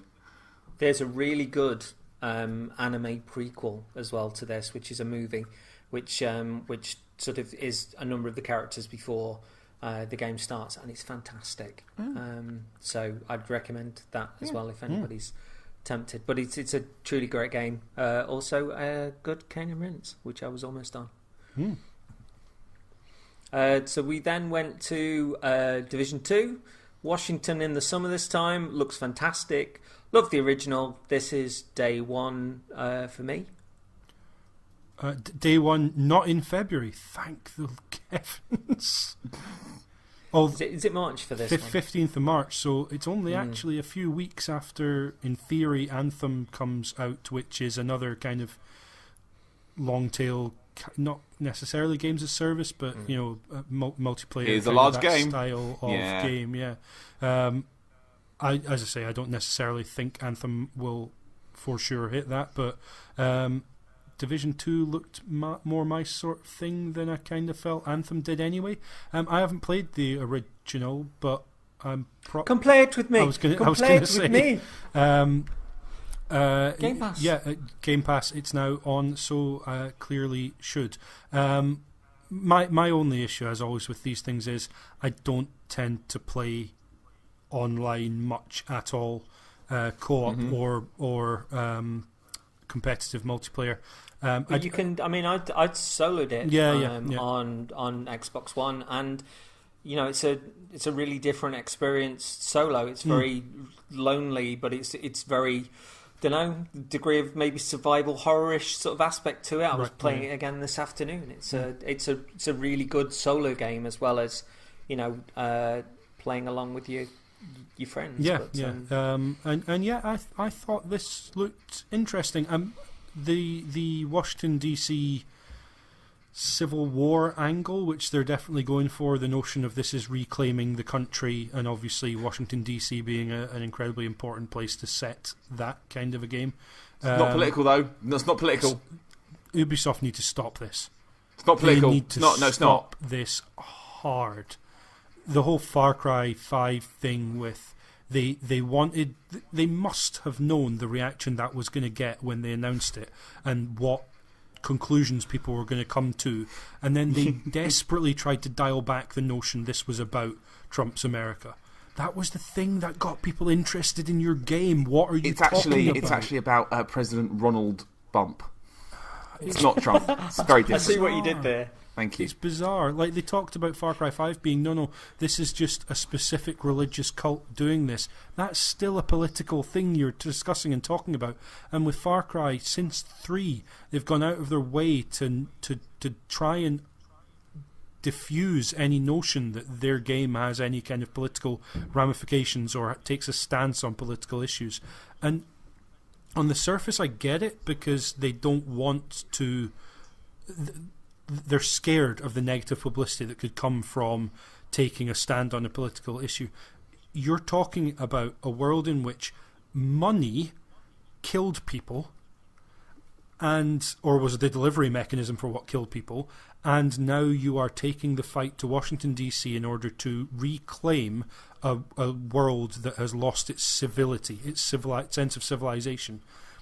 That's political. You can't just come out afterwards and say no politics here. You set it in the American capital for a reason. Reminds me of at school. At school there was we did Animal Farm in year 10, I think, at school, and there was one kid in the class, Lee something, who for the entire term insisted just a story it was about just a nice story about some animals. And would not relent, and you could see the teacher going, for fuck's sake. And now he works for Ubisoft. just give me a minute, I'm just going to shut the curtain. Lead writer, for Ubisoft. Yeah. How about you, Paddy? Division 2 going to be up your alley? No. No. I mean, I can see why it's good, and I can see exactly why CJ likes it. And I played the beta when the first one was out, and I think I enjoyed it more on my own than with the team. With the team, it felt really just disjointed and odd. I did think it was better on its own, but it looks fine. I just the lot of menu. There's a lot of menu. They brought a menu. There's quite a bit of menu on that. I mean, the legs blowing off looked good. The sunshine was nice. The combat looks functional. Looks fine. Again, it kind of fits that bit for me where it's kind of, it looks fine. It looks fine. Nothing overtly wrong with it, but there's nothing for me that overtly stands out as this is why you should get this. It just... And then to fucking show gameplay with the Ubisoft voiceover people. I mean... So, yeah, it was pointed out as well that with the sort of glacial pace that the Division moves at, that it would have seemed a far slower demo than it actually was without that communication over the top. Yeah, but it didn't help for me though. So, it didn't. I was just watching it, and I think I've written the note. Just fucking stop with this. You know how much of a critic I've been of that cringy. Hey, let's go down there. I hear there's some new loot in that dungeon. Clearly acted, clearly not off the cuff. Cool. Kind of chat. It's lit. So I'll go back to a game that we talked about on the EA show in a sec, but I can't tell if I'm just getting used to how cringy this is, or whether it was actually slightly better, but it didn't bother me as much. Certainly better than the last Division. So with chat that they did Anthem, in that regard, I don't know if it's a good thing, but I can't tell if specifically the character Owen, who I believe is an in-game character, I couldn't tell if that was someone really obnoxious in the co-op chat or whether that was dynamically happening in-game, and maybe that's where they've kind of threaded the needle on making this work.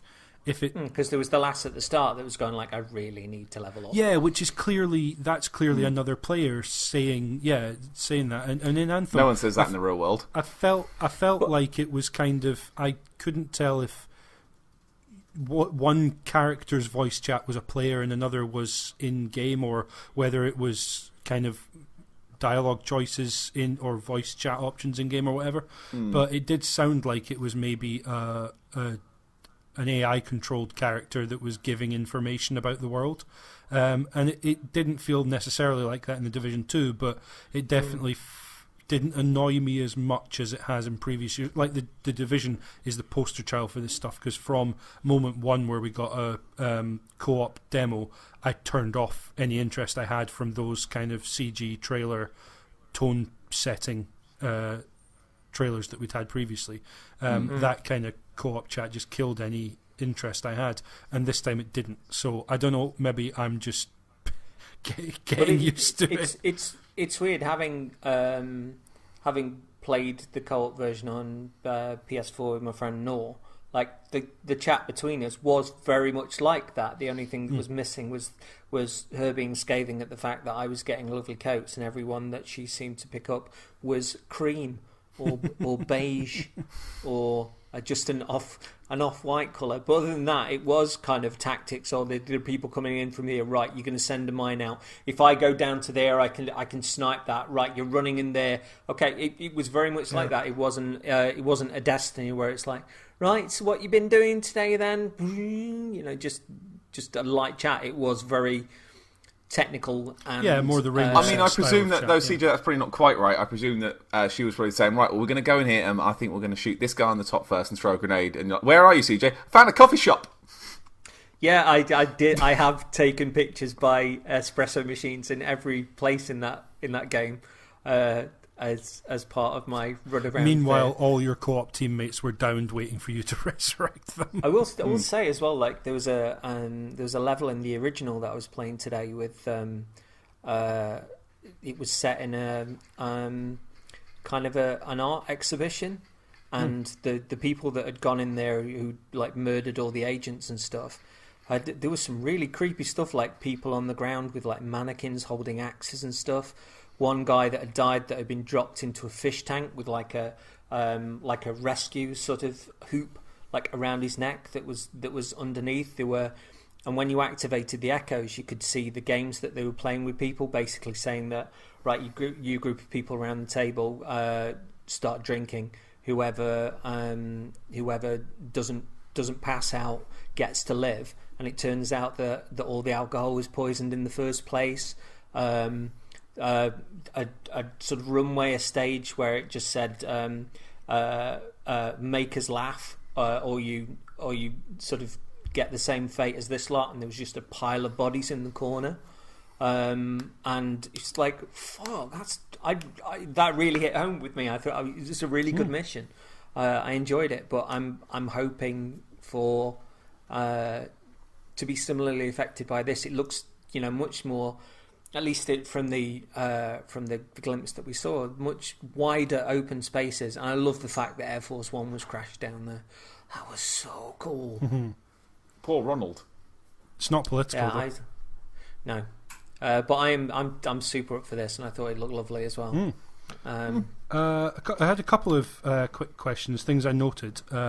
Snowdrop engine, is that a new engine, or is that just pointing out that it's on the same engine as previously? I think that's... Yeah. It is a new version of the old engine, right. But I think part of the problem that they said in the past was, and this relates to what Bungie were doing with the original Destiny as well, was that they created an engine for a game that was so hard to update, and they were constantly sort of apparently mentioning in dev streams about things that were glitching out because of things that they'd fixed, and it's a big open world game that they tried to do, but they realised afterwards how they kind of do that engine better, right. But it meant rebuilding that engine from scratch. So whilst it is under the banner of being Snowdrop, it is a new version of the original engine. So the other was, I heard a lot of chat about having armoured enemies as a substitute for bullet sponge enemies, but it's targetable body parts. They were very clearly trying to blow the armour off the leg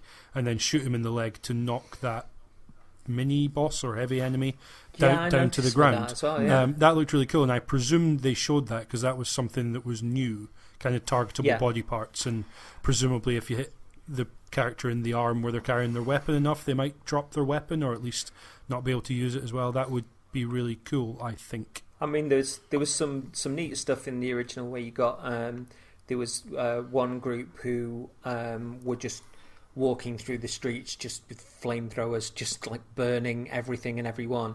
But you could shoot the tanks on their back, and it would basically go like just so you got these sparks, and then they were like, "Hey, win!" I like the idea of shooting a guy in the arm so much his sleeve falls off. This is you. Oh, my entire sleeve! It made me giggle when I saw it. Like, oh, my sleeve fell off. No, I quite like that as a version of getting round sort of the originals did have like some bullet sponge like higher enemies, but also it is a game where numbers fly off people when you shoot them, so it's not quite super not super real, but regard, it also gets around the notion of having to have a glowing weak spot on an enemy. As much as a tank on the back is kind of that. The notion that you could pick a way to take an enemy down, and especially if you're working in co-op, if all of you are focusing on one leg, that could happen real fast. Or even if distracting while someone like, else gets to an appropriate tactical position. Stuff like that seems really cool. Yeah, or if you see the boss and you analyse sort of what they've got, it can be like, right, each of you taking different sort of parts to try and get that armour off, and it all being different people's responsibility. That could be kind of neat. Sure. Shoot his codpiece off. Then his sleeve. Shoot his sleeve off. So then Game Pass, they immediately spoke about something that wasn't particularly Game Pass, but Xbox in general, that they're leaning into something called Fast Start, which basically loads all the data for the first level first, which seems really... But they've got an algorithm that's going to make it better. This was just words for me. Oh, we're making it better. Good, we know. It's obviously you want to make it better. Algorithm me. It ties into something that they did with the One X stuff, whereby if a One X patch comes out, or you're sort of buying a game that's on One X, it doesn't load the data for the standard Xbox One, or removes that if it is a patch. So I like the fact that they're tweaking the load times, and when you're sitting there forever, well, sometimes, and waiting for a game to install, it's kind of... We spoke previously about Titanfall, where it was like, well, while the game's installing, you can actually practice your Royal One and stuff. And I like the thought of being able to get into a game and start it whilst the rest of the game loads. Yeah. I think it was a weird thing to have, and I wasn't quite sure if this was only going to be for Game Pass games, or it's only specific games anyway. So it was a weird place to have it. Although obviously it made sense. It was Ashley Spiker who was on stage, who's head of engineering. So obviously all her remit makes sense to have that. But it is one of those things where I don't think when I've been downloading a game and it pops up to say you can start playing before it's actually all downloaded. I don't think I've ever actually done that, for fear of... I have heard one or two cases where if you start it, it can kind of muck a couple of things up. Well, sometimes like it will say, "Oh, game ready to start," and it will then take you to the title screen, and there'll still be a number in the corner as to a percentage as to what's there. After this happened, I went to when I was installing the Metro games the other day.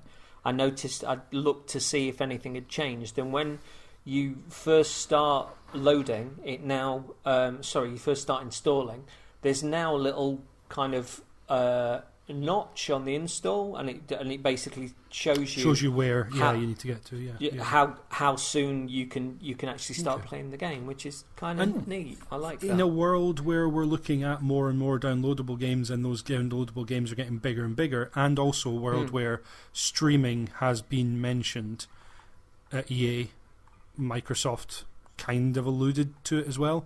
This is the sort of thing where obviously for streaming the idea is not to have to install at all, but the more you can optimize the downloading of information and streamline how much information needs to be there and how much you actually need for the game to start running, that is really cool.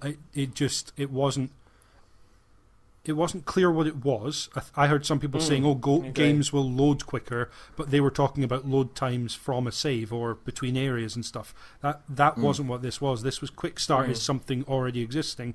Fast start is an improvement to this to make it 2 times quicker, and can get quicker and quicker with the algorithm improvements. But yeah, it was a little bit weird, and the fact that I wasn't sure if it was only going to be select Game Pass games or it was coming to other stuff. That Game Pass makes sense because those are all downloadable titles, clearly. But, is Assassin's Creed Odyssey going to have this, for example? Or, any other games that aren't on Game Pass? I presume this then ties into like the system architecture and them knowing what to pull from the disk to get you started straight away. Yeah, hopefully. Yeah. But by far a more notable announcement for me was Halo Master Chief Collection with, I think, Fast Start, but also X Enhanced later this year. Yeah, apparently some of the X patch kicks in for all of it, and I think they're going in and they're doing sort of quite a bit of work to it. Just as we mentioned in the preview show, just announce Reach as part of that. That makes sense if you sling Reach on that. Thank you. Yeah, that makes perfect sense. So they then mentioned as well as Master Chief Collection, Vermintide 2 would be coming to Game Pass, and a number of others. The Division, Fallout 4 and Elder Scrolls Online have just been added instantly. And then... I was just going to say, it specifically said Tamriel Unlimited. I don't know if that's one part of Elder Scrolls Online, or I think that's just the... I think it's one of the tab words for it. Right, okay. I think it's the first version of it. So again, it's there may be it's expansions a good way of, on top of that you don't get, but yeah, the basic. Yeah, I mean, it's a good way of people being able to try stuff out. I mean, like especially with Ubisoft, and them selling, sort of making a lot of money from like season passes and updates and stuff like. Rainbow Six Siege would be fantastic on Game Pass because people get a feel for it and then buy into the other stuff. For Honor would be fantastic on Game Pass. Plus, with stuff like The Division, it gives people a way of playing the original and kind of getting into the new game. Oh, one other thing with regards to that, which I've noticed since I've been playing as well, and I'm surprised that more games don't do this. There are things that you can do in The Division now, which will mean that you get stuff for the start of the sequel. Right, I love that. Yeah. I love that. So it just means that playing more in in this world will actually directly impact stuff that you can have for the next game. That's really neat. And also, I guess putting a game like Elder Scrolls Online or The Division onto Game Pass, like games as service style games, where as you're saying, you can get someone in and they will buy other stuff in the game, like a Rainbow Six Siege or whatever. They may pay money for DLC or for microtransactions, etc. Putting it on Game Pass is a neat way to kind of do that without having to go free to play and put all your eggs in the microtransaction basket. 100%. Yeah, agree. We've also spoken about things like I know King's Quest was mentioned, that and that style of game of putting the First different part, episodes yeah. onto putting all of the episodes onto Game Pass, and then when the next episode's due, that will go straight onto Game Pass, and having this constant stream of money that's coming into the developer rather than asking people to buy individual episodes, which again seems kind of good. Yeah. And rather than having necessarily the same sort of tailing off you get with episodic games where people just fall off naturally and don't want to carry on with the game, So we then went into a big montage ID at Xbox, which when I rewatched Did they the video, not listen to us? We specifically said don't do this. Did they not listen? I liked this. No, it got crap. But no, it wasn't. You realise that you can watch this back on YouTube, like I've done, and then just pause it and then write the name down. Do you think I've got time to watch something twice? Yeah, it's only 2 minutes long, mate. I'm a very busy man. This was a lot of games in 2 minutes, wasn't it? It's not as much as last year, though. Last year was game, and thankfully James had a list of all of them last year where I was like, what? But so they had Outer Wilds, which is a console launch exclusive. Also, the Mixpot thing they do on Mixer, where if you watch the Xbox showcase on Mixer, you get like a few freebies. Outer Wilds was one of them. I went to my install list and it's there as a pre-installed game. Oh, right, cool. And Outer Wilds is a game that I've been looking for, so that's just like, yeah, thank you. I'll take that, absolutely. Yeah, fair enough. Cool.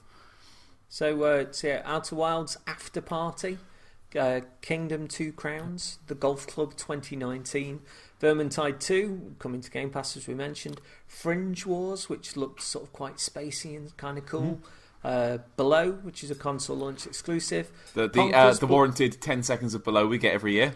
Oh, can we just get more of that? There was more on Jeff's show directly afterwards, which was really cool. I could feel you going as I was watching that bit, James. Not here, not like this. More, please. Conqueror's Blade, which I think was the one that looked kind of a little bit like For Honor meets Dynasty Warriors. One called Waking, which was a console launch exclusive. Children of Mortar, which looked a little bit. What's that game? There was a game that it looked really super similar to that Hyperlight Drifter seemed a little bit like that. Raji, Super Meat Boy Forever, Planet Alpha, Cuphead DLC, Tunic, Session, Generation Zero, Sable, Bomber Crew, which is going straight to Game Pass, Harold Halibut. Yes, that looked great. It looked really good. Black Desert, which is console launch exclusive. Islands of Nine Battle Royale. The Wind Road, Wargroove, Totem Teller, Dead Cells, and Ashen, which is going straight to Game Pass, which I'm really chuffed with. And console launch exclusive. So yeah, boosh. Was there anything that After Party you mentioned second on the list is going to Game Pass as well? Oh, cool. That's one of the others. Yeah. Bomber Crew was Game Pass too, I think. Yeah. Was there anything that particularly caught your eye throughout those? I think Sable might be the only one that I hadn't heard of previously. That was interesting. Stuff like Wargroove, Generation Zero had been announced the previous day, I think. Dead Cells, I've already mentioned. Ashen, Below, Outer Wilds are all games I'd heard of previously. And Super Meat Boy Forever, I obviously know about. But Sable looked Journey-esque, would be... It looked very... Yeah, I thought it looked super sort of comic-like. And, yeah, I like this little tease, and we'll get more on that later. We do get more on that later. But yeah, I thought Sable looked fantastic. Like, sort of that weird comic look to it that was kind of crunchy, bitty. Oh, yes. But yeah, my game of the montage was almost Wargroove, because that looks really, really good. Yeah. Just by virtue of standing out alone. Harold Halibut. Just Great name. Stop motion, like, man walks around and solves a problem game. Yeah. It's certainly a great name for a game on the one hand, but it looks like it was a Kickstarter originally. But the name just stands out between, like your Conqueror's Blade, Fringe War, Planet Alpha. It actually is a stop motion bloke, isn't it? Say again? It actually is stop motion. Yeah, it is. Oh, that's really lovely. They've built all the... Oh, that's nice. I liked it from what I'd seen anyway, but it says, dive into this nautic adventure as curiosity will guide you through a spaceship wreck on an unknown planet made up of water. When one of the lead scientists still on board tries to unriddle the possibility of a relaunch, young janitor Harold is around to assist her. Join Harold in his clumsy undertakings to stir up the Ark-like ship's stale day-to-day life and find the secrets that lie behind its doors. Underwater atmosphere, self-reflective humour and contemporary adventure mechanics make up the foundation of this game, created entirely out of craft supplies. Harold Halibut started out as a dinner table conversation about the adventure games we played as children. We soon started building dollhouse-sized sets and puppets in our bedrooms. The results worked like a game, but it looks like a stop-motion film. Welded metal, carefully sewn textiles against tiny wooden floorboards, and clay faces the size of walnuts pull the player into Harold's world. Up for that, super up for that. That sounds ace. Into it. So, for the cynical among us, I counted 22 games in this. I may have missed a couple because you said a couple in that I haven't written down clearly. I counted 22 games here, and for those of you who are a bit cynical, maybe this is where they padded the number to 50 games shown. I don't know, but it was still nice to see. Do you remember last year when the YouTube video of this was different to what was shown on the stream? I think they've done that again, because I don't have Black Desert Online down there. I don't have Tunic down there, because both of those were shown separately. Yeah, and Cuphead DLC. I thought that when I was putting the DLC, list together. Shit, you're right. So I think they've done what they did last year, and they've kind of built in a couple of the games that they expanded on a little bit more in the show, but fit in the Idea Xbox sizzle reel. I think they've kind of done that, which fine, cool. So we then had Shadow of the Tomb Raider. Again. We did.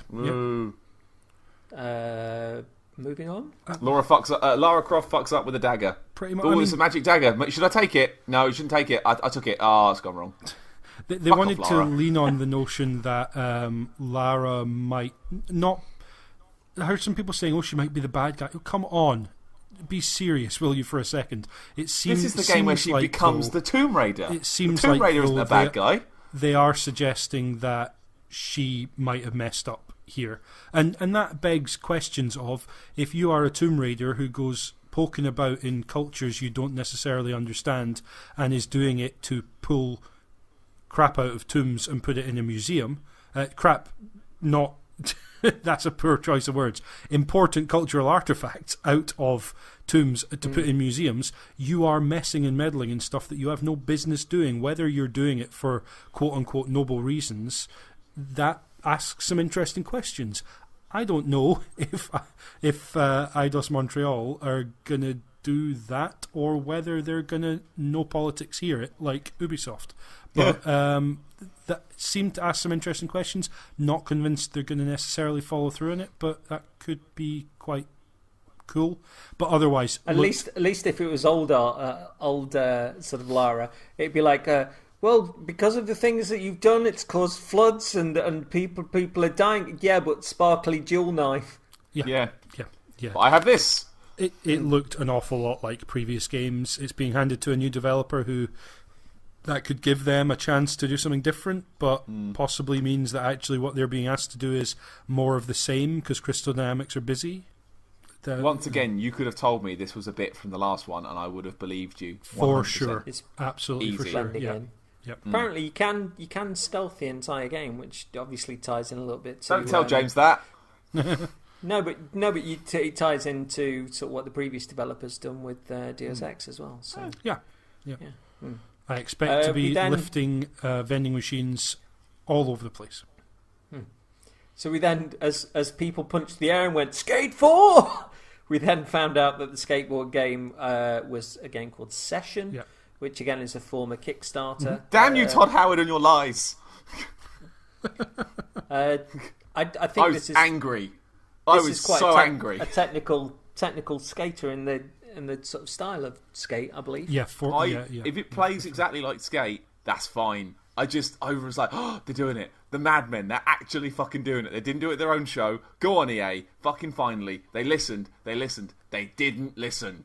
Yeah. This is a group of people who wanted more Skate, weren't getting more Skate, decided to develop more Skate, and Microsoft have gone, there you go, mate, on the stage. Have some Skate. It looks good. I think my initial fury with it wasn't Skate 4 has gone away. Is this because you love EA so much? Bullshit, please be good. Because I know what I'm getting with Skate. Well. I don't want to introduce new mechanics. I like the Skate mechanics. They were fucking brilliant. Very conflicted about this one. It looks really cool, but just get the controls right. Just get the controls right. Make it feel smooth. Let me start at the top of a town and go all the way to the bottom of the town, and then walk back up to the top of the town and do it again. And then give me a big stupid park to spend 4 hours trying to do a triple backflip in. Please let me do that. Oh, please make it be like Skate. Yeah, it says here it's a spiritual success to the Skate series. Thank God.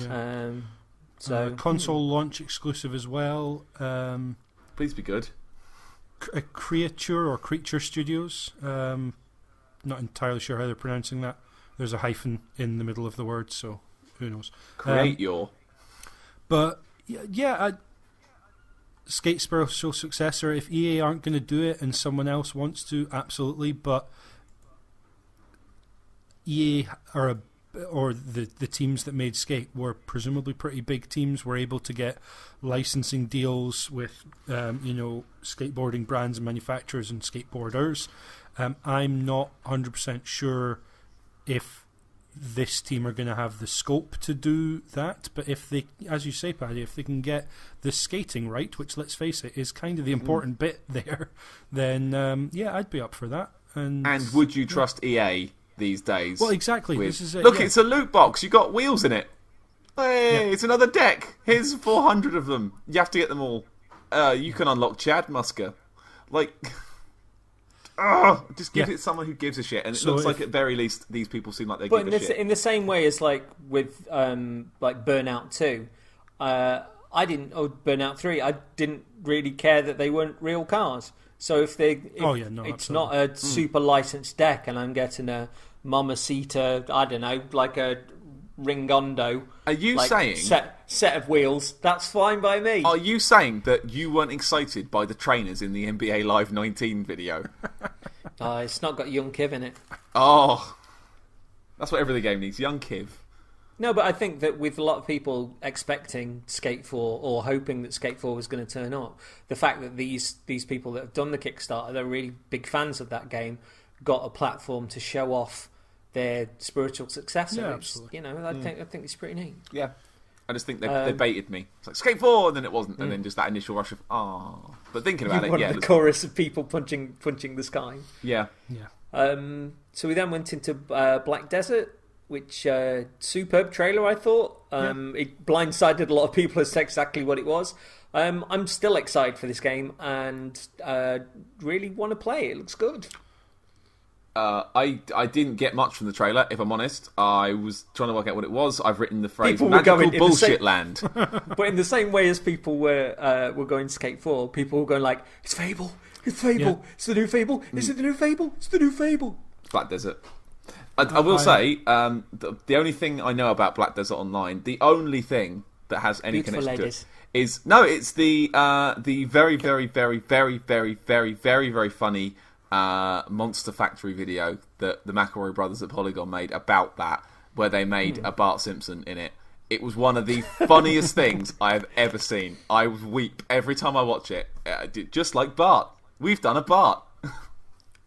Matt Groening says, "Pack it in, boys. These guys did a better Bart than we did." Just watch it. That's the only thing about Black Desert I know. You can make a Bart in it with a shiny boy and lots of sliders. Really good character creator. Like, you can fuck a dude up. Yeah, the really character good. creator is supposed to be absolutely superb on this. You can mess him up. I definitely got Fable tones from the start of the trailer, but those sort of died away as I watched further on and on, and I just got a bit less interested as it went on and on and on. And at the end, I realised it was Black Desert Online MMO in it, and yeah, no, not happening. Sorry. And James Carter closed his eyes and went back to sleep. Yeah, but then we got Devil May Cry 5. Now, I said to the lad I work with that nothing could get me excited about this game, and it was a tragedy the creator was working on this, not Dragon's Dogma 2. Trailer was absolutely superb. Yep. Loved the tone, loved everything about it. Apparently 3 playable characters that you can use. It was just... That trailer was fantastic. It was really fun. I love the bit where... I mean, there were so many great visual gags, but where the girl was sort of trying to catch a cigarette back in her mouth when she was in slow-mo, the bit where she was explaining to somebody what was going on while they were on the floor. It just, I love the tone of it, the look of it, just, wow. My favourite note is chest mouth car eat. Explain. Well, a giant demon with a mouth in his chest ate a car with that mouth. Like, oh, nom, nom, nom, get in my belly. Just go quickly, not through this tracheal gland. Just go straight in. I was quite surprised by this. It obviously was Devil May Cry as soon as it started. Like, oh, fuck, it's on. Yeah.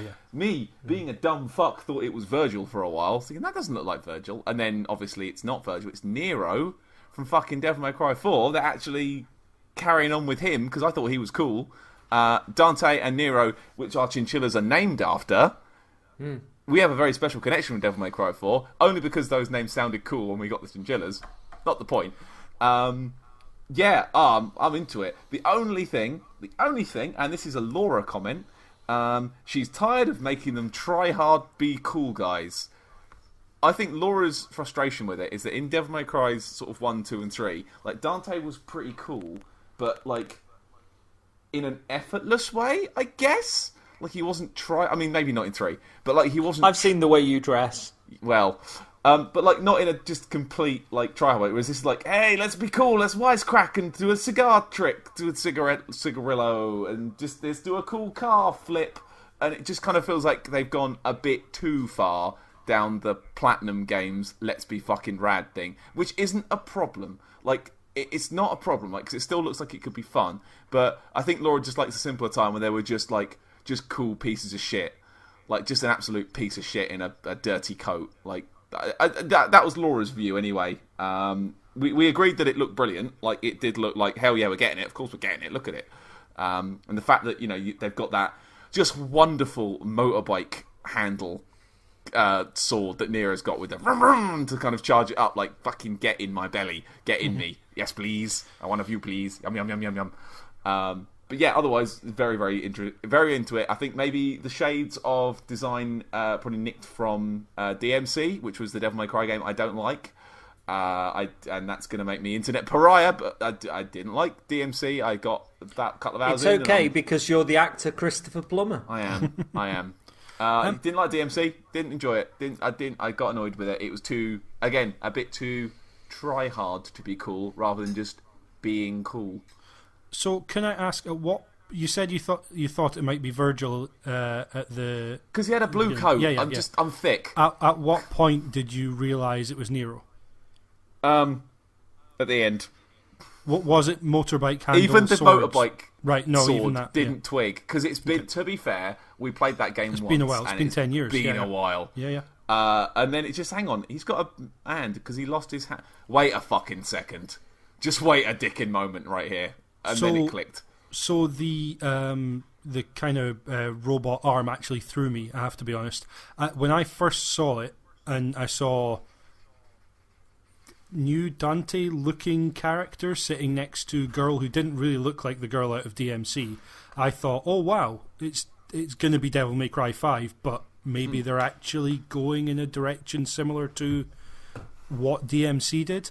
And so I actually wrote, is that new Dante? And then obviously when the revved up sword handle hit, I thought, no, that's from, is it Nero? And I had thought, blue coat, white hair, could be Virgil, but yeah, it was Nero then. But yeah, even the arm, it's like, well, no, he had a demon arm, so if it's a robotic arm, that could be anyone then.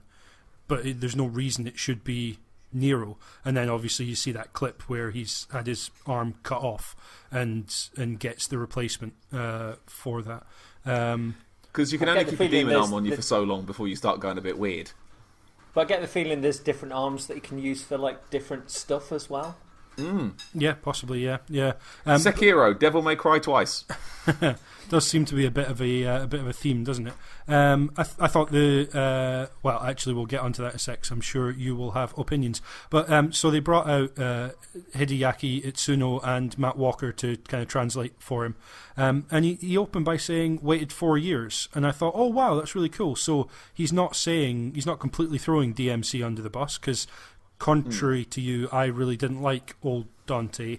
I did like DMC, and I got that he was an emo wannabe cool guy, but I liked that aspect of the character, that he was a bit of a dick and a bit of a a bit of almost cares too much about appearances. I think it's like which kind of dickhead you prefer, isn't it? Yeah, of course.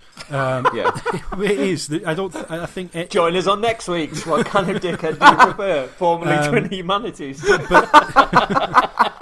But then almost immediately they came out with the comment of, "Oh, it's been 10 years since DMC4, so now this is the true sequel that fans want."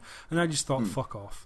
Capcom. It felt a bit. Yeah, that was for me though. That's me going. I'm sorry, Paddy. Capcom made a decision to let Ninja Theory try. If it didn't work out, don't fucking throw them under the bus for it.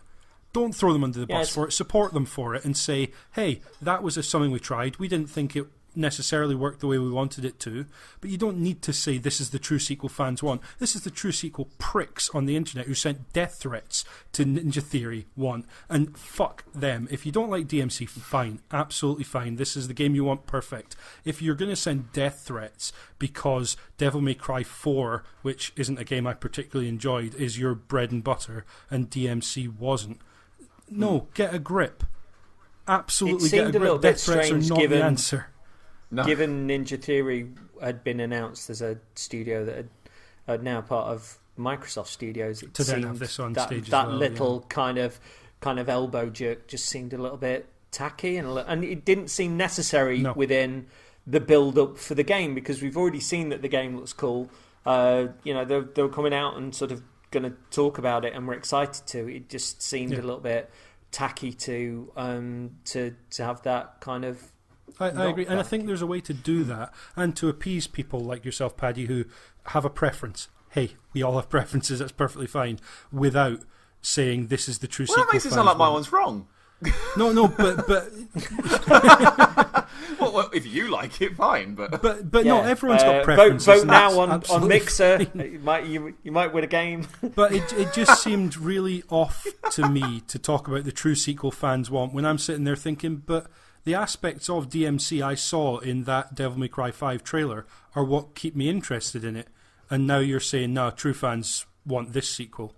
It's like... Can I say, you'd like standing away from the fact that I've never played a Devil May Cry game and I've just sort of looked at them from distance, I didn't think visually this looked really a million miles away from DMC. No. It certainly got that degree of kind of cool about it. I think that's why I thought it might have been Virgil, because I thought the main character didn't look like new cool hair Dante. He looked like Virgil who had the white hair and the blue coat. I thought, it's new Virgil's in this one, and obviously I was wrong and stupid. I mean, Virgil was in the end of DMC and that looked like a new Dante who does get white hair by the end, spoilers, wearing a blue coat, rather than the version of Virgil you see at the end of DMC. So yeah, I wasn't sure what to make of it, but obviously quickly kind of realised what was going on. And Nero's a character I quite enjoyed as a counterpoint to old Dante, who was not my kind of dick. Nero's a character I enjoyed. He was that kind of naive. Sorry. Join us again on Cover Not my Rings. kind of dick. I liked Nero as a character. That game structurally didn't do much for me, and almost took what turned out to be a Bayonetta style kind of ethereal angels gods type thing that I don't think worked for Devil May Cry quite as well as the kind of mannequins in the haunted castle style Resident Evil version of Devil May Cry. But I'm interested in this game, and we'll get on to something I think we'll probably all want to talk about in a second about it. But I just thought it's a bit underhanded the way Capcom have treated Ninja Theory, who are a company who took a remit from Capcom, made a game that a lot of people like, and a lot of people decided to react horribly over. And I think there's a way to have presented this and appeased yourself and Laura and many other people who want to see something a bit more akin to the old school Devil May Cry games without making people like me just have a pretty knee-jerk, oh, come the fuck on, that's out of order reaction to the way they presented it. And like I say, they said waited 4 years to make this game. Great. That suggests that they're saying DMC was something that Capcom did. We're not writing it off. And just that second comment was just like... Anyway. Maybe it was lost in translation. I mean, that was translated out. Maybe it was... Perfectly possible. Maybe that's not... Yeah. Maybe they were just talking about, it's 10 years since DMC4 and we're making a sequel to that. Maybe that's what they actually... We're making a plot sequel to the one that we want to make. Yeah, absolutely. We've got the franchise back. We're having another go. A slight aside before we forget about it. I did very much enjoy old Dante on a motorbike, looking like an even worse piece of shit. He has got a hobo ass chin. I was gonna say, he looked like he's gone a little off the deep ends. He's living in a bin. What they need to do on that is to have one of those moments where he'll maybe come into it. There's a big fight sequence. He ends up like crashing through the window of a clothing store, looking over a red jacket, going and then putting on the red jacket, and just like a million people just jump up and punch the world into electric guitar solos start playing. Yeah, or the radio comes back online at that point, and it's that's the sort of thing they should do. They should lean into. They said Nero and Dante are playable characters, and they said there would be a third, but they're not announcing anything about that yet. There's 3 people on the cover, isn't there? But the art shot, was it the girl with the afro? That cover's amazing. It could be the girl, but we didn't get any indication in that trailer that she was more than like tech backup and. She was my favourite part of the trailer. Yeah, I thought she was good fun and interesting character, but there was nothing in that trailer to suggest that she was going to be a combatant more than, I think, did she say that she made the arm for Nero? I think. Yeah, so she's the mechanic. She's going to be a big part of the game, not convinced she's going to be a playable character. Unless, hey, maybe there's a crafting minigame and you get to make all the stuff actually in-game. They actually made all the clothes, though, for the characters, didn't they? And sort of scanned all of those in at the models, same time. Yeah, and people were trying them on at E3, which is kind of cool. The elephant in the room we haven't talked about is top of the rock charts this week, apparently, was the Devil Trigger song from the trailer.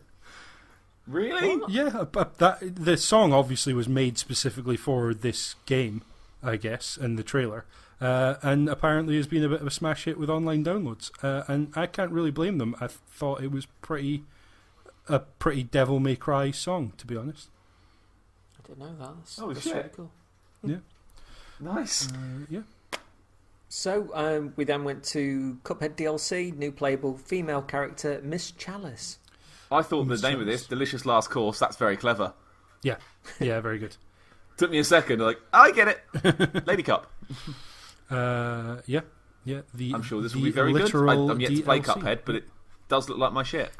There was a great E3 Coliseum interview where two animators worked on live hand drawings whilst they talked about development and the way that they animated, not just in general, but into the game and the development process of it, which was really amazing stuff. And one of the best moments of the entire E3 was when one very passionate and clearly moved fella asked a question, and he was given a gift by the developers, a sort of deep framed print existing of numerous layers within the depth of glass with sort of hand-drawn and painted stuff. And the guy got it. He looked really shocked to be told that he was going to get it, and then dropped it.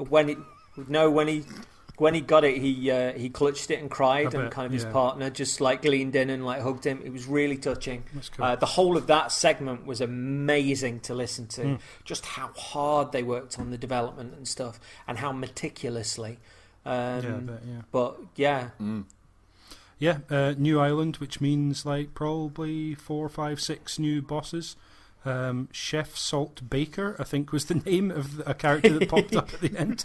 I don't know whether that's a new boss or a new kind of character that there's a couple of characters that you kind of run into in the game. But Ms. Chalice, absolutely up for that. New playable character.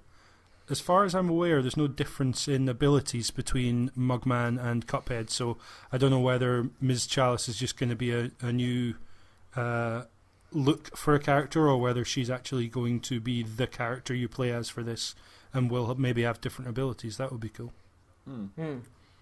Yeah, I'm all no, it's hard to tell. 2019, I'll gladly dive into that.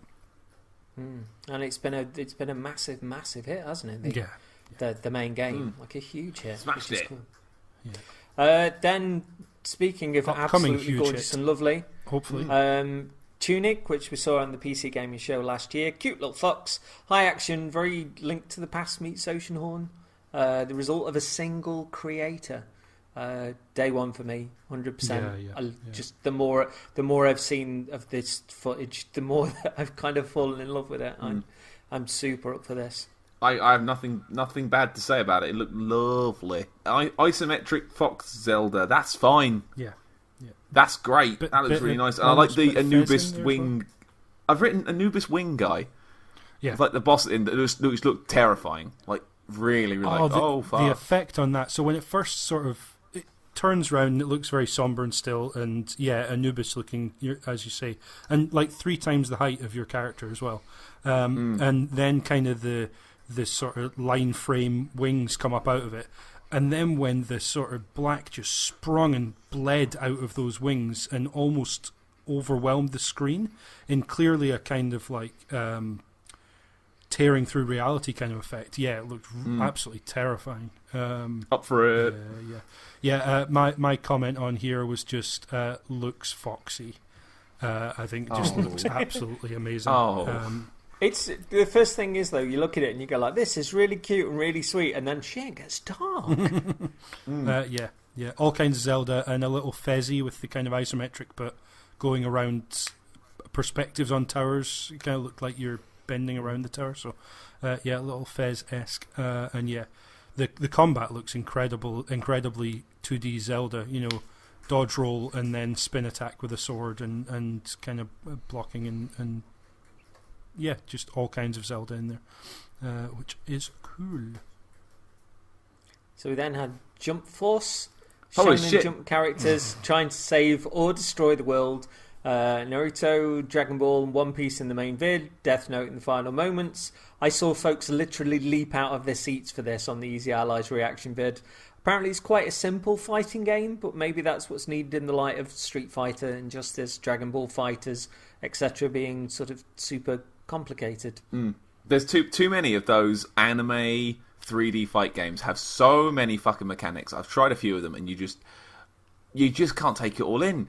Your EX hyperburst meters and your cross meters and your other meters and your do an upside back combo reversal. to get a free throw attack if you've got certain... Too much. Far too much. Like, this just looked like, hit the buttons, hit the guy with your guy. I mean, I've recently, like only last year, like I've read all of the One Piece, like literally all of the One Piece, whereas I haven't before, and I've now got that attachment to those characters now. Like, I'm like, oh, cool, I'll play a game with him in it. The Dragon Ball You've and read Naruto's, all of it? Yeah. Isn't there like about a million zillion chapters in One Piece? 850. Wow. Ish, and there's obviously it's not anywhere near to done yet. So I banged through that in a couple of months. I just sucked into it, and I don't have the same attachment to your Dragon Balls and your Narutos.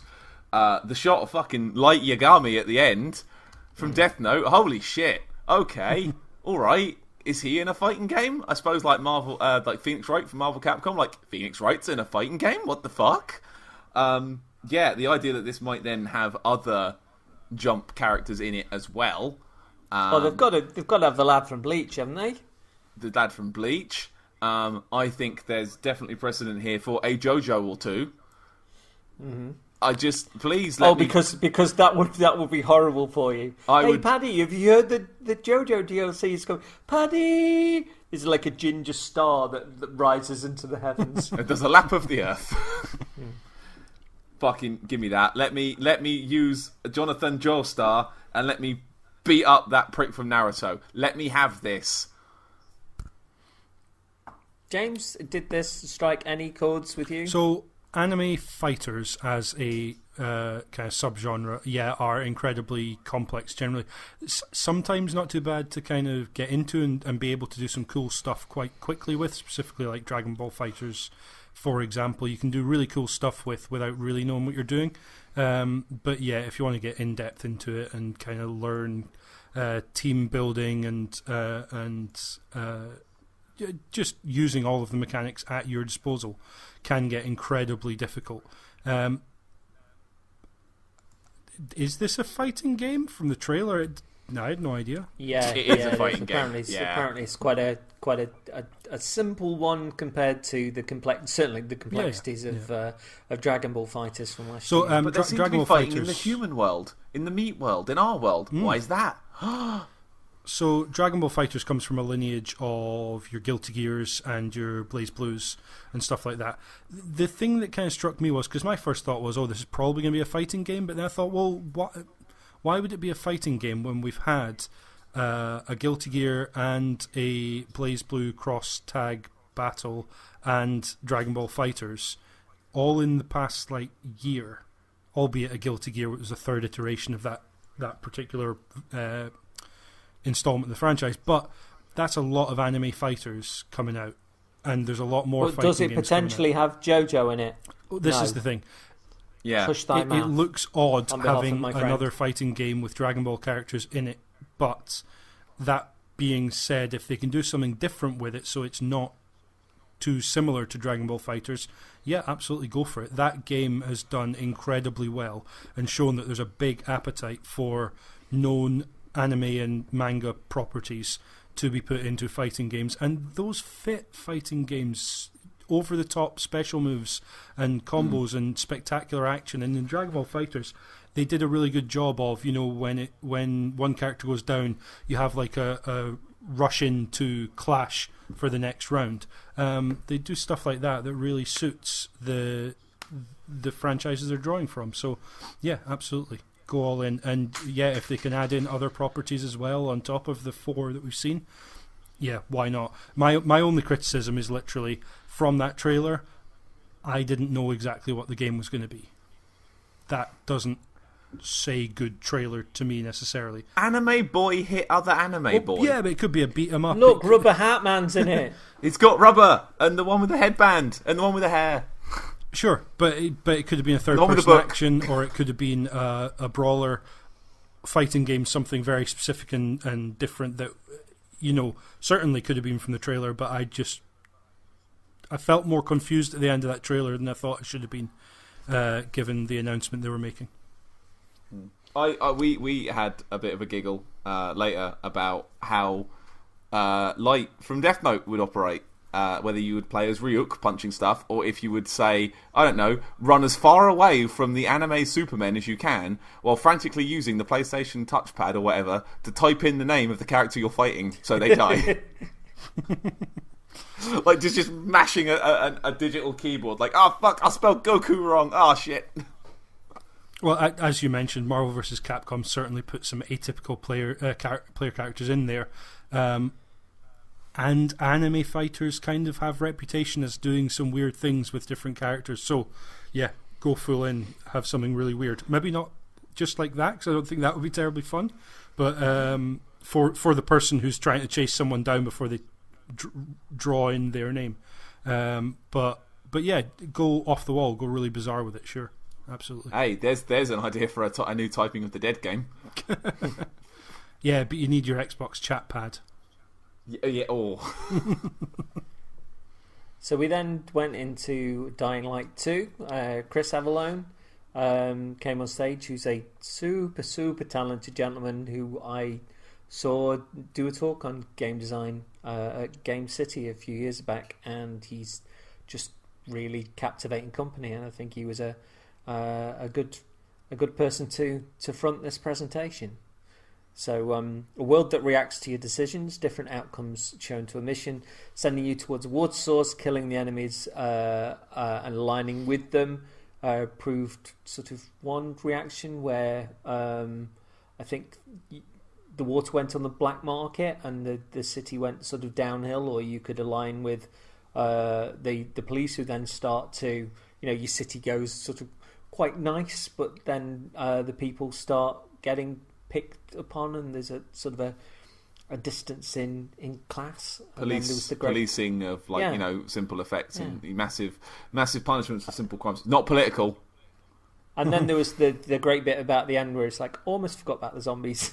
For the ending looked beautiful, very interesting. Yeah, daytime is now relevant. And I know it was before, but like daytime is now super relevant to the game. I love the stuff they're showing about like the way different choices can actually impact things. Because a lot of times you do these games, and it says, "Oh, do this or do this." So do the good thing or the bad thing, and all it'll do is give you 10% rep bonus with that faction. Whereas this seems to have actual effects on the city. And I mean, I guess the way Dying Light works, it's all about parkour, doing parkour, and would different stuff open up different parkour stuff? Like if there's water butts everywhere, will there be water butts to climb on?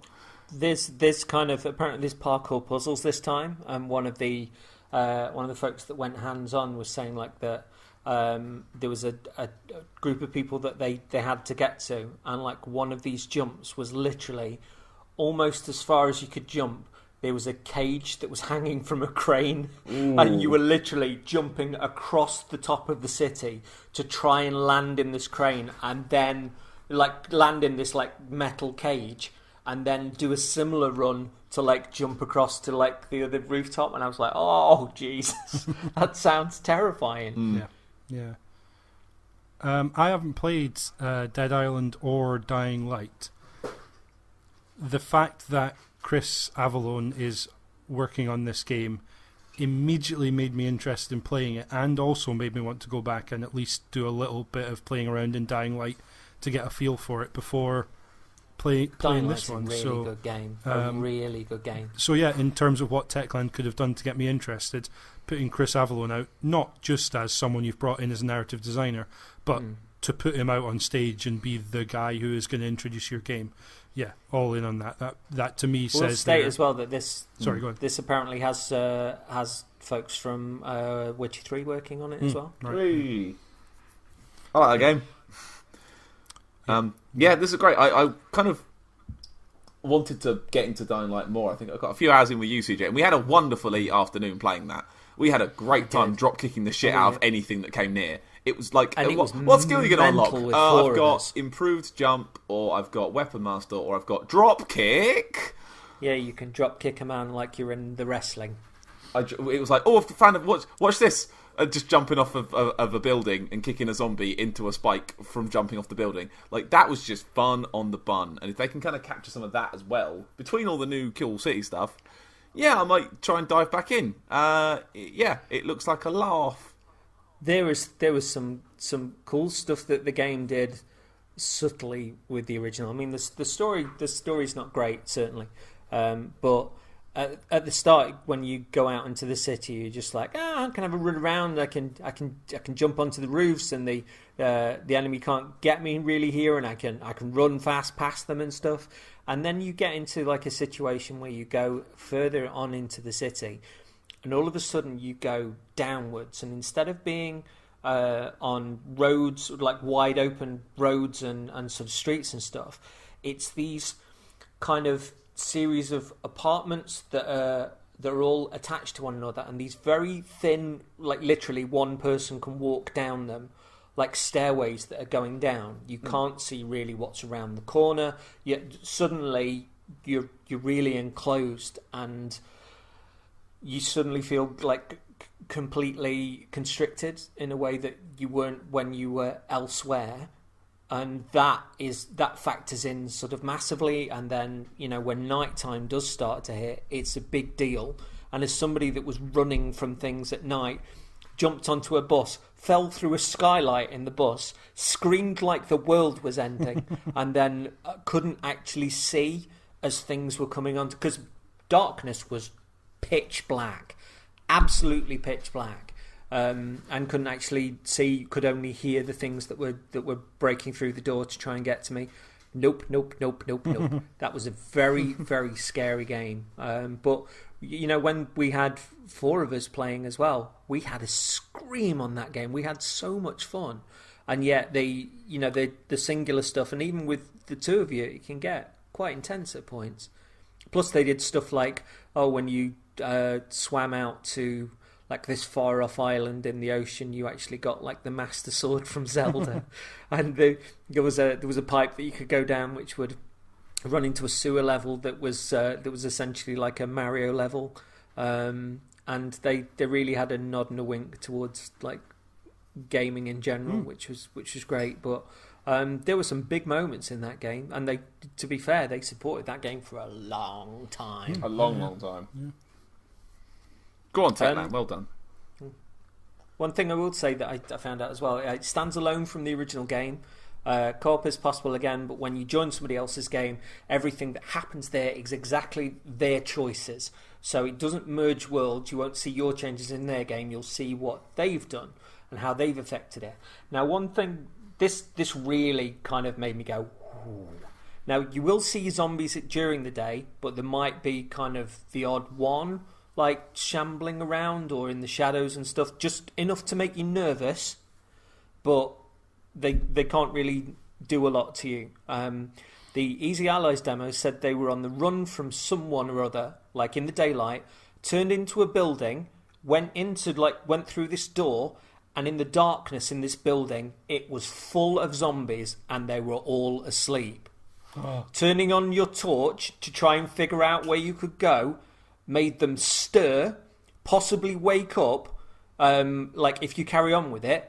But the people that were chasing them came into the place, all switched on torches, all the zombies woke up, and then just literally started tearing apart anything they could find. So even if you were hiding in that room, they're all up. You don't know quite where you're going. You might have to then switch on your torch to figure out how you escape from here. In the meantime, these things start like munching into the people that are there. There's gunfire. There might be somebody else that's coming to you. That sounds just as horrific as it is brilliant. That sounds terrifying, genuinely terrifying. Up for it. And as each one of those dominoes sort of fell when they were telling that story, I was like, oh, that's really cool. Because they almost make you forget about the zombie stuff during the day. From what they showed you, because of the actual world and the way that it's set up and your decisions there. But God, that was just really cool. Up for it. Yeah, absolutely. Up for it. Also, I need another piss break. Sorry, I'm just made of bladder. I'm sorry. Back in a minute. No worries.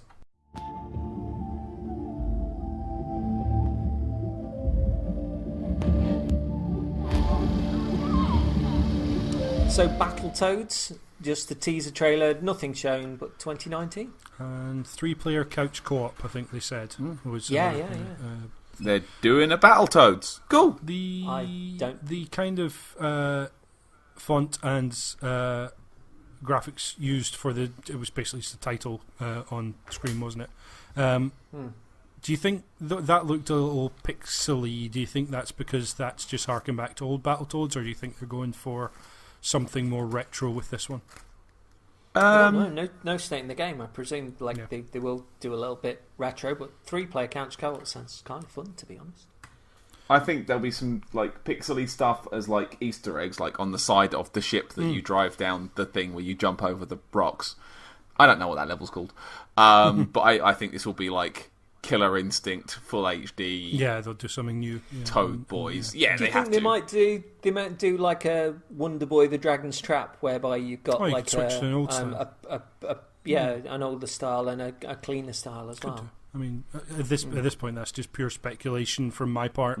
Even suggesting that, because who knows? I mean, although if they made a game that is like modern HD graphics, but in the sort of style of the old game, I don't know. I don't think that'd look too great now. I think if you're going to have your new fancy graphics, you have your toads being quite big so you can see them.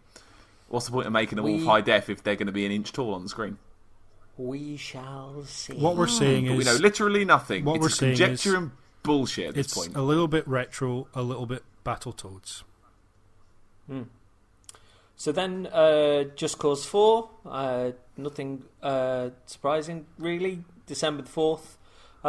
Once again, you could have told me this was a trailer for the last one. Well, and to be fair, given how the last one was received, if they can just do that game but actually, fix it and make it fun, then I guess they might do quite well. I think the surprising thing is this is another Avalanche game, in addition to Rage 2, which is coming out only a few months after this one is, and it's coming so soon. And they've also got Generation Zero on the go. And they've also had a part of their company leave, form a new studio, and are working on Lords of the Fallen 2. Hooray! Best of luck to them. It just surprised me that Avalanche, they had two teams, one working on Mad Max and one working on Just Cause 3, but that surprises me that there's enough people there to be taking on two projects as big as Rage 2 and Just Cause 4 alongside maybe a slightly smaller project in Generation Zero, in that it was in the idea Xbox sizzle reel, so obviously is something a bit smaller, I think it's fair to say. But yeah, also have people leave to go and make another pretty sizable game. That was the only surprise for me. Otherwise, Just Cause trailers always look fun, but I'm not sure I've ever seen it transferred into the main game for me. The only one of them I ever liked was the first one, and that was the one no one likes. I like Just Cause 2, Kane and Rince. You'll find me on that. One thing, a little surprise that I did find out was that hands-on previews mentioned that the country the game is set in has that land's military facing the Black Hand, who you represent and who's trying to liberate them. As you play the game, a war is being waged, and your actions, the missions you do, the side quests you undertake, actually affect that war, and the battle will shift through the country depending on the continued outcome of the things that you do. I hadn't heard that elsewhere, and I think it's really cool, frankly. Cool. There's a lot of games suggesting that your actions affect the world, aren't there? But they were saying every game your actions affects the world because you killed that guy. No, but they were saying that this war is actually being fought as you play the game, and there are certain parts of this country that this war is going on, and the things that you do, the war will shift as the game goes on. And I kind of think that's pretty neat, that there's something sort of huge and direct that's there that can have an effect. Because the previous games, I used to like just running around, driving cars, blowing things up, like ticking things off the map, and was actually sort of quite put out when I had to do a story mission, which just kind of I didn't care at all about because it was rubbish. So having something that's quite dominant, and also the weather conditions are supposed to be, like you saw that tornado that was in there and stuff, and tornado looked cool. Yeah, that looked like a laugh. But again, the tornado looked. Oh, here comes a tornado! Just kind of put stuff near it, and the kind of the destruction in those games never quite hits for me. Like it's like tether that to that, and then chaos. Like fine, but I never really did that sort of stuff. I just quite like if blowing things up and seeing them like super boom. That was like my favourite thing. Got really old for me, that, and I didn't expect it to. I thought I'd enjoy that for way longer, but once you've blown up one base completely, you've kind of done them all, really. Like, I've done this now. I don't know. I didn't get much. Maybe I'm just not that creative with the ways I do things. But I was like, this is just blow that thing up and then you win. I don't know. Maybe it's me. I know with Just Cause 2 that because the music in the game is atrocious. It was one of those where I put when I was playing it on 360, I put a memory stick in of like old Commodore 64 tunes. So instead of like it being like this, no, no, no, no, no, no, no, it just felt really gamey. And then I put in like a memory stick of loads of Radiohead albums, and suddenly it just seemed "Kill the President," and I was like, "Oh my god, this is like it's like a real sort of anthem on war and watching the sunset in a war-torn country, and everything feels artistic and cool." So yeah, I had interesting moments with different music in that game by my own hand, my black hand, like the people in that. So next we saw. Gears Pop, a mobile game. I pissed myself laughing at this. Could you not write things down and go to the toilet at this point? I was wetting myself laughing at this. Was the funniest fucking thing. Oh my god. So get the Gears logo and everyone's like, oh, yeah, it's a Funko Pop game. And there was silence. This seems like a really weird... Our friends at Funko Pop, they must know that a large portion of people on social media and on the internet really don't like Funko Pops. Now, Phil Spencer said that he argued against this being in the presentation, but Rod Ferguson and his team are really passionate about this game and wanted all 3 games involved in the presentation. So, why would you start with this though? Oh, wait, because you built up. Yeah, but no, I would say you start with the Tactics one, then you do the Funko one as the lol in the middle, and then you go big. This just felt like, yeah, it's Funkos. I was like, you don't do management shit sandwich sort of. Yeah, I think you do. I think you do because it's only going to like it just. I don't know. This, I am part of the people that think Funkos are absolute poison and have ruined every game shop because you go in and like half of game is now just fucking toys. That's not why I go in game. I go in game for get. Well, I don't go in game. I'm just going to ring up Funko and cancel our Twin Humanities Funko Pops. You cancel that bug-eyed prefab bullshit. Yeah. I'm sorry, you're going to have to not paint that Hal Jordan's hair orange now. Goodness me. I don't... they're awful. They're so ugly. They're awful. And they're making, some mobile thing, I guess? It's not going to be a proper game, is it? It's like a mobile, maybe tactical type thing. Possible multiplayer game, but who knows?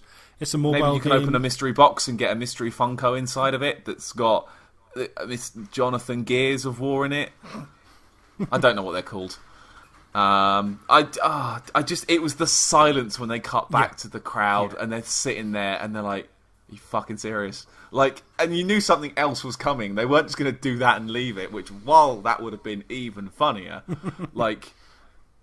wow. What a bum note to put out in a, otherwise pretty solid show. That was bad. But Rod Ferguson apparently wanted in there, so he's the head of that team, so if they're passionate about it, that's fine. I am going nowhere near this for fear of catching something awful. I will go nowhere near it because A, I don't like Funko Pops, but B, I don't play games on my telephone. More like fuck off Pops. It's a telephone. So we then move to Gears Tactics, which looks kind of Halo Wars, but Gears. It looks pretty enough. Yeah, I think XCOM-y.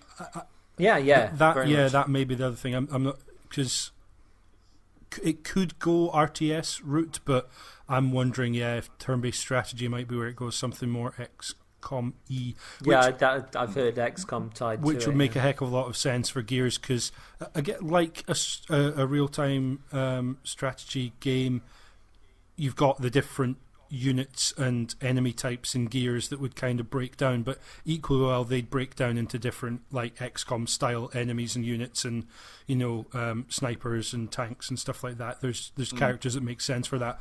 Plus, if you build in vehicles as well, which Gears has vehicles and larger creatures, that could come into play there too. Yeah, it seems interesting. It's 12 years before Gears of War, so it's right, I think, at the beginning. I'm not up on my Gears lore outside of the games. Gears of Lore. I was going to. I think this will be right. Maybe not at original Emergence Day, but presumably in the initial Locust Wars. I would imagine, and yeah, could be interesting. Interesting to see what they do with it. Nice to have. I like the XCOM style. I think it's a good choice. And I think given that XCOM is about boys in massive armor hiding behind a wall and shooting an alien, that's what Gears of War is. That's what Gears of War is. Yeah, and having the ability for enemies to pop up out of holes in the ground at inopportune moments to screw all of your strategies and decisions. Hit me. That's all kinds of XCOM, because they love doing things to screw you over for no good reason and making you replay large swathes of the game when actually you're kind of getting bored of it now and please can this be over. You've summed up XCOM well there for me. That's exactly my feelings. I want to love it so much, but I just can't be fucked. Yeah. So we then went to Gears 5, and I surprisingly was really taken with this. Yeah. I don't know anything about Kate, but want to go through Gears 4 to find out more. Looked great fun, really pretty. Yeah, set the stage. I kind of liked what I saw of this. Is it me, or have they gone out of their way to show 3 Gears games, none of which really seemed like Gears games, in the kind of a 4th Gears of War that was just more Gears of War, which was alright for some people, but if you wanted something different, it wasn't there for you. Well, now, whatever you want from Gears that isn't Gears, here you go. There's something for you, hopefully. Maybe. Yeah, I thought this looked good. It's almost looked like a side story, but it's Gears 5. I heard, actually, apparently, they wanted to drop the of War at 4, and were kind of talked out of it, and they've stuck to their guns this time, and it's Gears 5. That's the name of the game. Not particularly sure why they want to drop the of War. May just be to avoid the acronym problems with ye olde God of War, but it may just be. I mean, and they could go the Fast and the Furious numbering. I mean, 2 Gears, 2 War. I'd go for a 2 Gears. I think most people just call it Gears anyway. Exactly. People call it Gears. Yeah. Gears 5, War 6. But yeah, having Kate looks interesting. It looks like a side story in that the war is going off in one direction, and she, based on what happens in Gears 4, I'll not try to spoil anything, is going off in a different direction, and that whole trailer was setting up her going in a different direction. I loved the first, I think the first combat you saw was, here's a bad guy swinging this giant hammer, and then it cuts to Kate, guess what, swinging the giant hammer as well, which there are melee weapons in Gears, but they've never really been all that viable necessarily. I hope they can do something like that with this. That would be a cool direction to take, because Gears has always had that weight of combat, almost too much, like it's too chunky almost, if you know what I mean. But suits a melee style, and if they can build some kind of melee system in that doesn't feel quite as sluggish as some of the melee options in previous games, then that could be really interesting.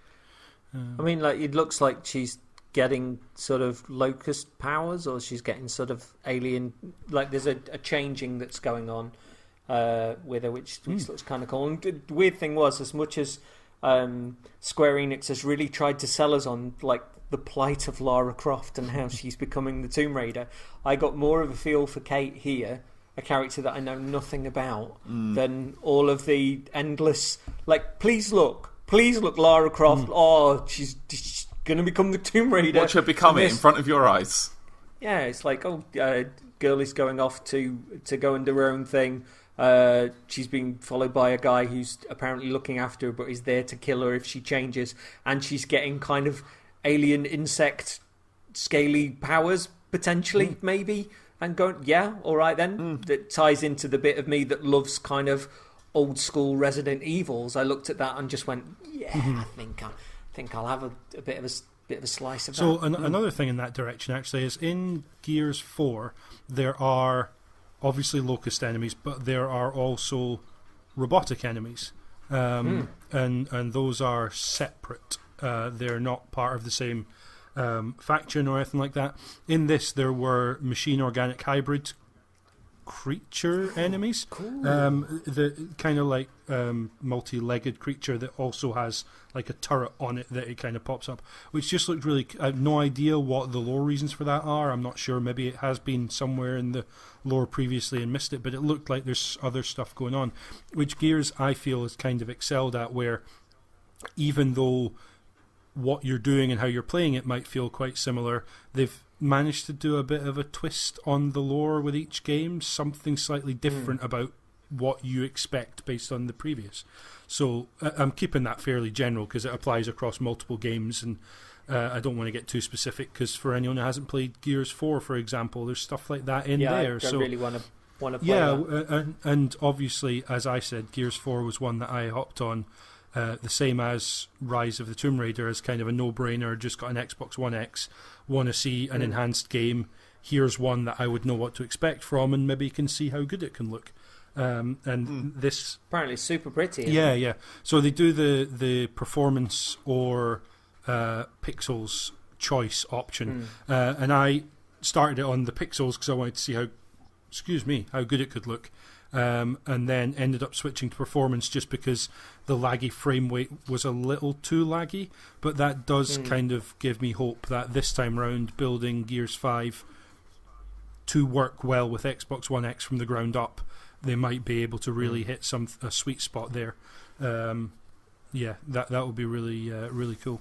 But even in the 1080p version with HDR, it looks spectacular anyway. So yeah. I didn't necessarily think they could interest me with Gears 5. I kind of thought interesting to go back to with 4, not sure, but this got me all kinds of interested again. So, Paddy, anything more to add on there? There was a lady in it. You're going to buy yourself a Gears Xbox One limited edition console, aren't you? Yeah, he's just staring down all the Funko Pops in his room. The Funkos, I kind of brain turned off. Yeah, I'm sorry. All my Skylanders that I really secretly love. Hey, that's me. That's me. Yeah, for me, because I don't have any affinity to Gears of War whatsoever, my notes for here are some mystic stuff, please explain. I didn't understand what was happening. But then again, this one, it isn't for me. Like, this trailer, I'm not the intended audience for this one. Yeah. There's... Sorry. I've just minimised my thing just to have a quick look at my desktop. And my background is currently Raiden from Metal Gear Rising wearing a sombrero playing a guitar. I'd forgotten about that. I just was just sitting there going, hello. That's more your speed. That's my speed. That's what I need. Give me that game. No, I didn't know what was happening. I understood there's some story stuff. It looked interesting, I guess. But because I have the same kind of brain as you, James, I'd want to play 1, 2, 3, Ascension, the other one, Judgment, and 4. Judgment, that's the one. Ascension was God of War. Fuck, it's so hard. And then I've also written another note at the bottom, which must have been something else shortly afterwards, but before we got to the next bit, which is, don't woo that, you cunts. I don't know what that's about. What did everyone woo that was non-wooable? Does anyone remember? Because I've written that, and I seem to be angry because it's written quite hard with pen, like it's quite dark pen. Do you think it was when Marcus Phoenix came on stage? Well, sort of in the Gears 5 thing. I don't think so. I think it was after the video, because the way I write my notes is I put a big bullet point for the game, and then I do a little sort of ticks for all the things about the game, and I've done another bullet point for "Don't woo that, you cunts." I don't understand what that was before, because it isn't the next thing about the AI. It's before that. Whatever was between Gears of War 5 and the AI bit, don't woo that. I should have been writing more notes. I'm sorry. I thought I had more. I hope one of you might remember. But I'm trying to think if there was a brutal execution or something right at the end that got a whoop, but nothing struck me as. Whereas there are games that we're going to talk about in later shows that whooping and cheering did kind of get to me at moments where I was more taken aback. But I don't remember. But maybe there was something happened in the trailer. But I'll watch it back again, and Yeah. I won't edit anything in. Who am I kidding? I ain't gonna edit in shit. You're lucky I'm editing out the piss breaks. So when I was watching this show, I had like a bit of a thought, and I was like, wouldn't it be funny if the show was being closed up and then something hacked the show, and then Hang on. What? Phil came back out to talk streaming about and clouds. console quality gaming on any device. Okay. I mean, You missed the thing. He's terrible. You're supposed to be leading. and apparently the Didn't next think that was Xbox important. consoles are being worked on, That's good. and 5 new studios. Remember that? Remember when that was good? We made an accessibility controller. We're not going to talk about it. It's over there. We're not going to mention it. Fuck me. And again, I was getting wound up at this point. Like, just talk about it. Right fucking there. But, yeah, they're doing Microsoft AI and some cloud shit. Cool. Just words. They're just words. Which is probably why I didn't write them down.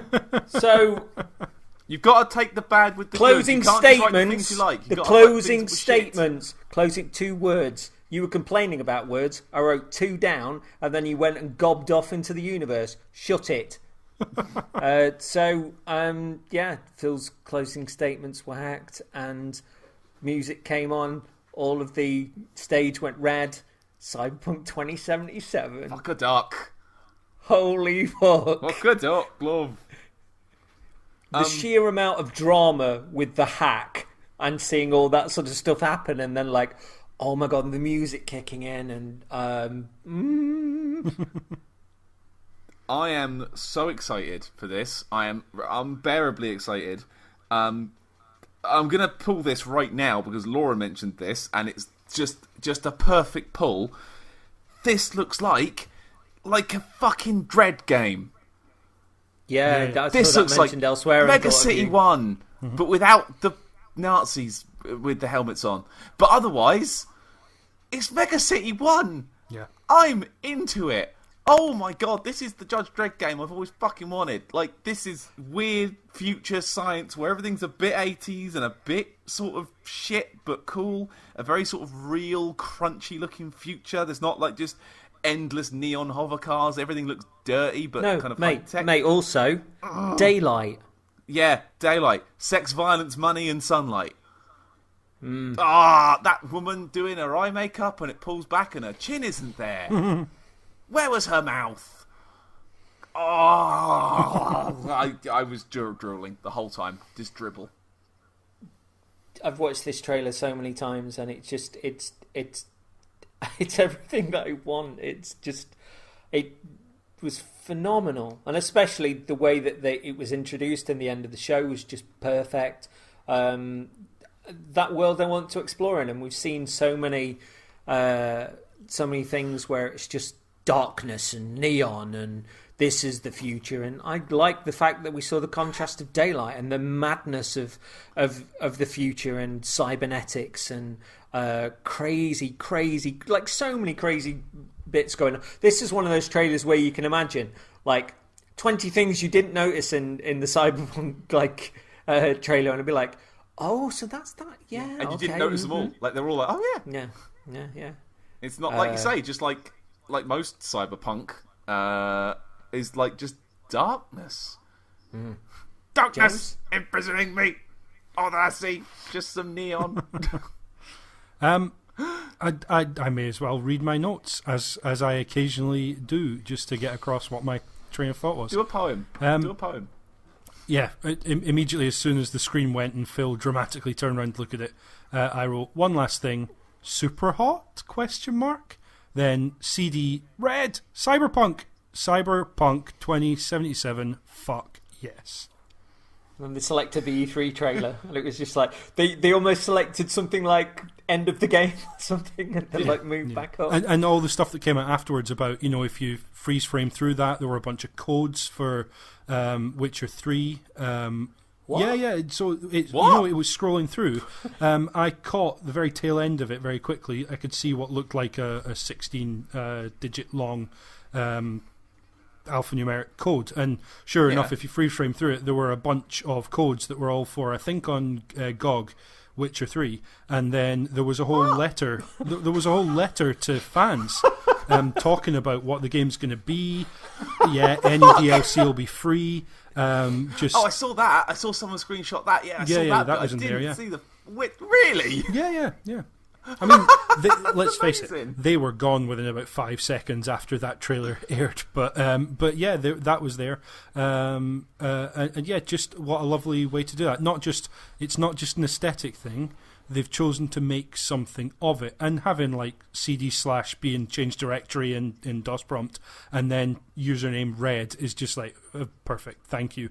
Of course, that was just really cool way to build all that in, and yeah, you look like it happened with Doom, where there was upcoming Bethesda games. There was Wolfenstein was hinted at. So with that sort of thing, yeah, it pulls up the directory list, and yeah, they pick out E3 trailer and load that up or whatever. Yeah, really cool way to do it, and then.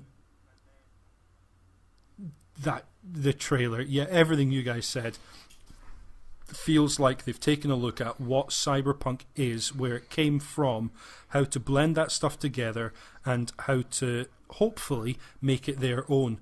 Yeah, the fact that it's not always raining and dark, that works in a 2-hour film like a Blade Runner, because you kind of suspend disbelief. No, of course it's not like this all the time. That just happens to be where these scenes are, and that's what we're being shown of the world. But not all Cyberpunk has to be that. The world exists in a larger sense that you just get a snapshot of in a film or in a TV show or something like that. But you need to build out from. And when you're wading into a game that could be the size of The Witcher 3, and as in depth as The Witcher 3, hopefully, yeah, blow that stuff apart. Give us teasers of what it is to be cybernetically enhanced, what it is to exist in this world. And yeah, stuff like making your makeup up, doing your makeup up, and that's a perfectly normal thing for someone to do, but then you pull back and part of the face is missing. That's now part of the world. You don't have to have your arm on all the time because you don't need it on. You plug it back on when you need it, you know. Well, they've said as well that that transhumanism is going to be a big part of it, that you're going to see naked bodies, because essentially people can, you know, it's just like in a similar way to like Altered Carbon lent into a twist on this as well, but you know, it's just body's just clothing. A product. Yeah, it's just a meat suit that you wear, or it's not you anymore. If you've got money, you're showing off what you've got done to it, how pretty it is. You can, you know, and it works super well in Altered Carbon. And I think it sounds cool that they're going to be that brave with nakedness and the human body and the augments that build us on from there, sort of in there. Yeah, speaking of the visuals, there's one worry I have. It's not really a worry, just more of a very, very personal concern. So it's been hinted, they said that the game's going to be first person. Yeah, it is. Or at least mostly first person. So like, you know how like Deus Ex? Yeah. I would like that. I don't know if that's confirmed or not. It's 100% first person. Right. Here's my issue. Unless you're in the car where you've got the option for it to be in third person. Okay. But you can be in first person in the car. Here's my issue, right? It looks like that. Your character looks cool. What is the point of a cyberpunk game where you can't see like a badass trench coat flapping behind you the whole time? What is the point? I want to see my coat. Nope. Paddy Logs her coat. Give me that coat. Let me see that trench. A sword around this time. You're actually sort of shooting guns. Hide that gun under that trench. No. Ooh, you hide your cybernetic augments underneath that sweet duster. Ooh, lovely Crombie. Ooh, lovely Crombie. There's Android under it. I have got some further details on the behind closed doors press showings on this. I've heard some of this as well, so go ahead. So you can play either male or female. Your character's called V, either way. And the details I've got were via Daniel Bloodworth at Easy Allies. During the character creation, there are extra bits in your choices, such as key life event and childhood hero. Your stats include strength, reflexes, constitution, tech, and cool. Yes! Max cool. So it then says that your actual class comes later in the game. Combat features a form of sort of Max Payne-like slow-mo. Car, as I said, you can be in first or third person. In your apartment, you can choose clothes, each of which has their own stats, and they affect how people react to you as well. +5 cool bonus. +5 cool bonus with your pop-up LED collar. I like your coat. What's in it? Guns. Oh, very cool. I like your coat. So, billboards in the game, you can go up to one and interact with it. Doing so leads to the billboard, pointing you towards where you can get the thing it's advertising. Look at these coats. Buy that way. Get some coats. Ooh, for example, if you're low on health and you see an ad for an energy drink, you can interact with the ad and it will show you a store or a vendor that's selling it. That's glorious.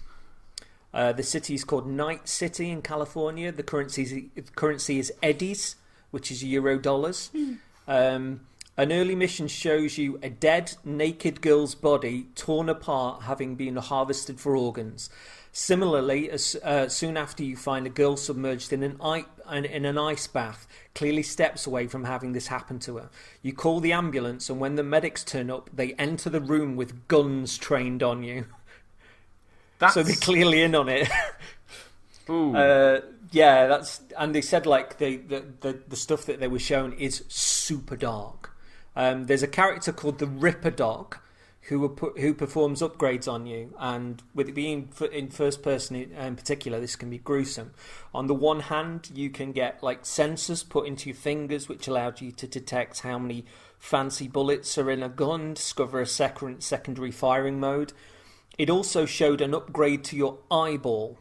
The doctor with tool comes right into your eye and the screen, and you go offline. When you reboot the camera, your eye is in his hand and he's moving you across the office, and then you see yourself and you go in backwards towards your own head. See, that's the sort of thing I absolutely get, Paddy, what you're saying about not being able to see the character that you're dressing and want to kind of create. But I do really like that they are saying, no, we decided for the sake of the experience, it is more immersive if you're always in first person, and so they can do stuff like that. Where I'm okay with that. Plays I around completely am okay with that. Where the camera is and stuff. I think that's really cool. Yeah, but I think you could still achieve that if the game was still 50-50 at least. Like the Deus Ex way of doing things. Like I really enjoyed the way Deus Ex handled it. I wouldn't mind that. I know that's not how they're doing it, and I'm not going to sit here and complain that it's not the one I want to do it, because come on, look at the fucking thing. It's going to be brilliant. But yeah, I just want to see that coat. And I know this is literally it. Coats. Maybe flares. Can I have some flares? Cyberpunk flares, please. Please? There was a mission that you do for the corporation where they want to get details on a mafia boss you're familiar with, and you're doing this to get the spider bot that's seen in the trailer. They wish to implicate him, and you're giving him a chip with the amount for the spider bot on it. When the boss accepts it, plugs it into the machine to get the credits, a virus uploads into the system. You've been double-crossed by the corporation, and all hell breaks loose. As this is going down, the corporation sends agents of their own into the building with giant spikes on their hands. They jump up, lodge themselves in the ceiling, start firing the spikes off, hacking the mafia goons during the fight and bringing them into your side. What? Yeah, and they were saying like there are certain things like you'll get guns in this fight where it will show you where the ricochet of the bullet will go, so you can bounce bullets around corners to get to people. Anyway, it says like at the end of this fight, when you speak to the corporation contact, you're informed that the corporation will always do its own, will find a way beyond you, and you can never win against the corporation, so don't fuck with them. Even though you've done what they said, they will always do their own, and the corporation is bigger than anyone. And I was listening to these details and just going like, this just sounds so good. Do you hear about the size of the world? Like, it's going to be more vertical, and there's going to be more indoors places as well. Like, whole explorable indoor buildings. Yeah. Like, Yeah, makes sense. Mega City, One City blocks. Oh my god!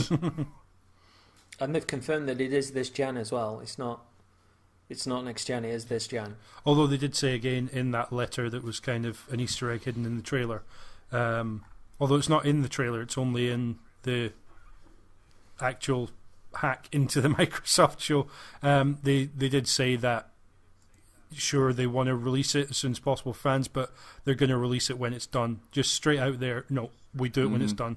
We're not setting a date yet. I don't think they've talked about, aside from saying, yeah, it's this gen, I don't think they've talked about any kind of release window or anything. They're just going to take their time, get it right. Hopefully February 22nd. Can you Just to really fuck with it. Like, come on then. Like, just like fearlessly, like, yep, come on then. Release it October 26th, and then all of a sudden the thing where everybody's avoiding Red Dead's kind of like, maybe we'll move. Yeah. Seriously, Red Dead's about the only game that wouldn't move for this.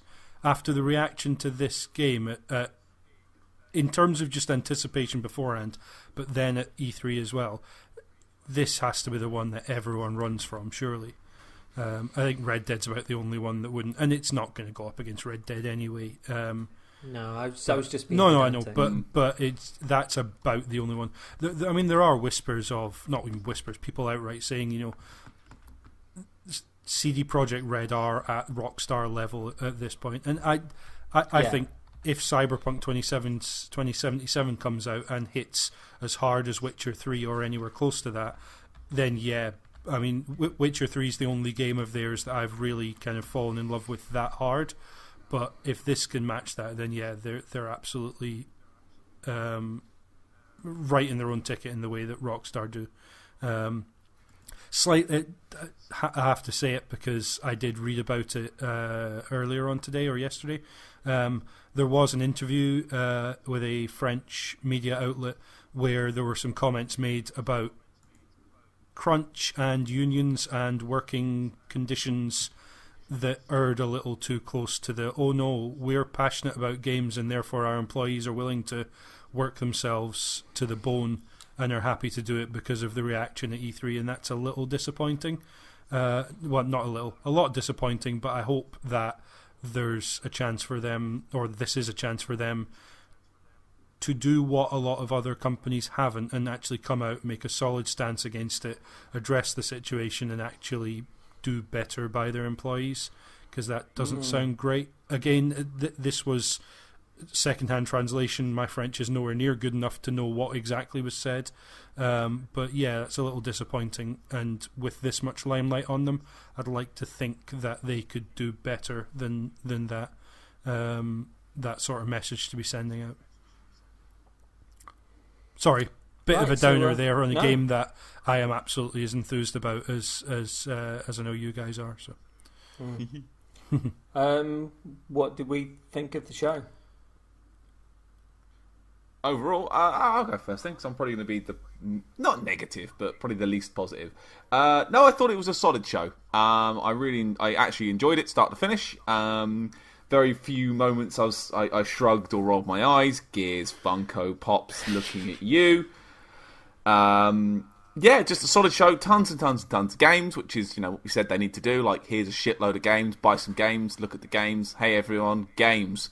Which is what Microsoft need to show still. I still don't think they've got that one game that's going to tip me over to the edge. I still don't think they've got it. I think Forza fucking Horizon 4 came bloody close. That was out I'm really of surprised nowhere. that hit it for you. I'm really kind of, that's really neat. Just like, because someone's got to think of the tractors, right? Stop these irresponsible drift boys doing their burnouts near tractors. They've got jobs to do, man. No, I thought it was a solid show. A very, I don't know, like I say, I didn't quite like the presentation from Phil this year. It just felt a bit off. It felt a little bit, not by the numbers, because that makes it sound like they've just brought the same 7 games out every, which they don't do. You know, they've brought out a bunch of different stuff this year. But it felt very, very normal E3, very standard E3 show. And I think for what we'll talk about later, everything Sony did that didn't quite hit was at least different. Whereas this felt very much like, this is an E3 show, we're just going to do the same thing we did last year. It seemed to work, let's do it again. I didn't feel like it pushed the envelope in terms of presentation. It was good, but it didn't exceed. But no, all the games that were shown looked great. I still think that the here's a load of indies in 5 seconds thing is bollocks. Like, let them breathe a little bit. Give us 20 seconds. Come on, don't do that to me. But yeah, no, just some good stuff. Just good stuff. I enjoyed it. 8 out of 10. James? There you go. Boom. I'd rather 22 indies in 5 seconds than no indies at all on the stage. Maybe subtweeting there on that. And likewise, I agree. This had the ring of last year's E3 for Microsoft to me in that in terms of the presentation, just solidly presented. I think they've nailed the kind of a big blowout press conference better than anyone else. Ubisoft do their own weird thing, and I like them for that. But in terms of the way it was presented, Microsoft hands down my favourite of this E3. And in terms of what they had to show, there's stuff on here that Microsoft aren't going to be able to put out 4 giant console exclusives in the next 12 months like it looks like Sony might be doing, or at least in the next 18 months to 2 years. They don't have that, and they can't just snap their fingers and make that happen. But what they do have, there's a lot of stuff here that I'm interested in. Some of it's not exclusive, some of it is third party, but there's just loads going on here that I'm all about. And the E3 press conference is about, even if it's not an exclusive, even if it's a third party game, it says something about the direction Microsoft are headed, what they choose to show. And getting From up there, getting Ori up there again, pulling Bethesda in to talk about a game that might not be that interesting to me, but it shows that they want to get that stuff on the stage. There's just plenty of stuff here. Like, most stuff, like probably 80 to 90% of what they showed is just stuff that absolutely hit me. The studios they announced as opening, a lot of those aren't going to necessarily bear fruit in the next year or two, but Compulsion Games, they've got something coming out. There's Undead Labs, State of Decay 2 just released and hopefully going to be supported, and Playground have got more going on than Forza, and by the way, Forza, wow. So yeah, there's just exciting announcement after exciting announcement, and as much as I could have expected, knowing that they can't just magic up a Last of Us competitor or a Spider-Man competitor out of nowhere. That's going to take time, and studios like The Initiative and like Ninja Theory are just exactly who I want Microsoft to be putting forward and supporting to do that sort of stuff. So yeah, I don't think I could have been happier with this presentation, to be honest. For me, this was just a 10 out of 10. I was super excited. They showed me loads of games I'd never seen before. I saw more games than I could ever begin to play for my Xbox One. It's my favourite place to play anything, so it just ballparked it for me, and the sheer drama of the Cyberpunk 2077 thing at the end was just delicious, just absolutely delicious. I, as sort of a super Xbox fan who likes the direction the company's going, has invested in Phil, seeing Phil now with more power at his command sort of invest more in us, I think it just continues that level of trust, and I'm a very happy lad. And this just not only made E3 in general, but it just properly started E3 for me. It was one where I sat on the edge of my couch and just giggled like an 8-year-old throughout all of it, and I can't really. That's what I want from E3. Even if Carl wasn't there. No, Carl was there in spirit. Carl was there smashing into walls with 100 other car, also hovercraft. Carl couldn't be with us because Carl's still in Britain. Carl's passport's expired, and it's EU. It's all gone wrong.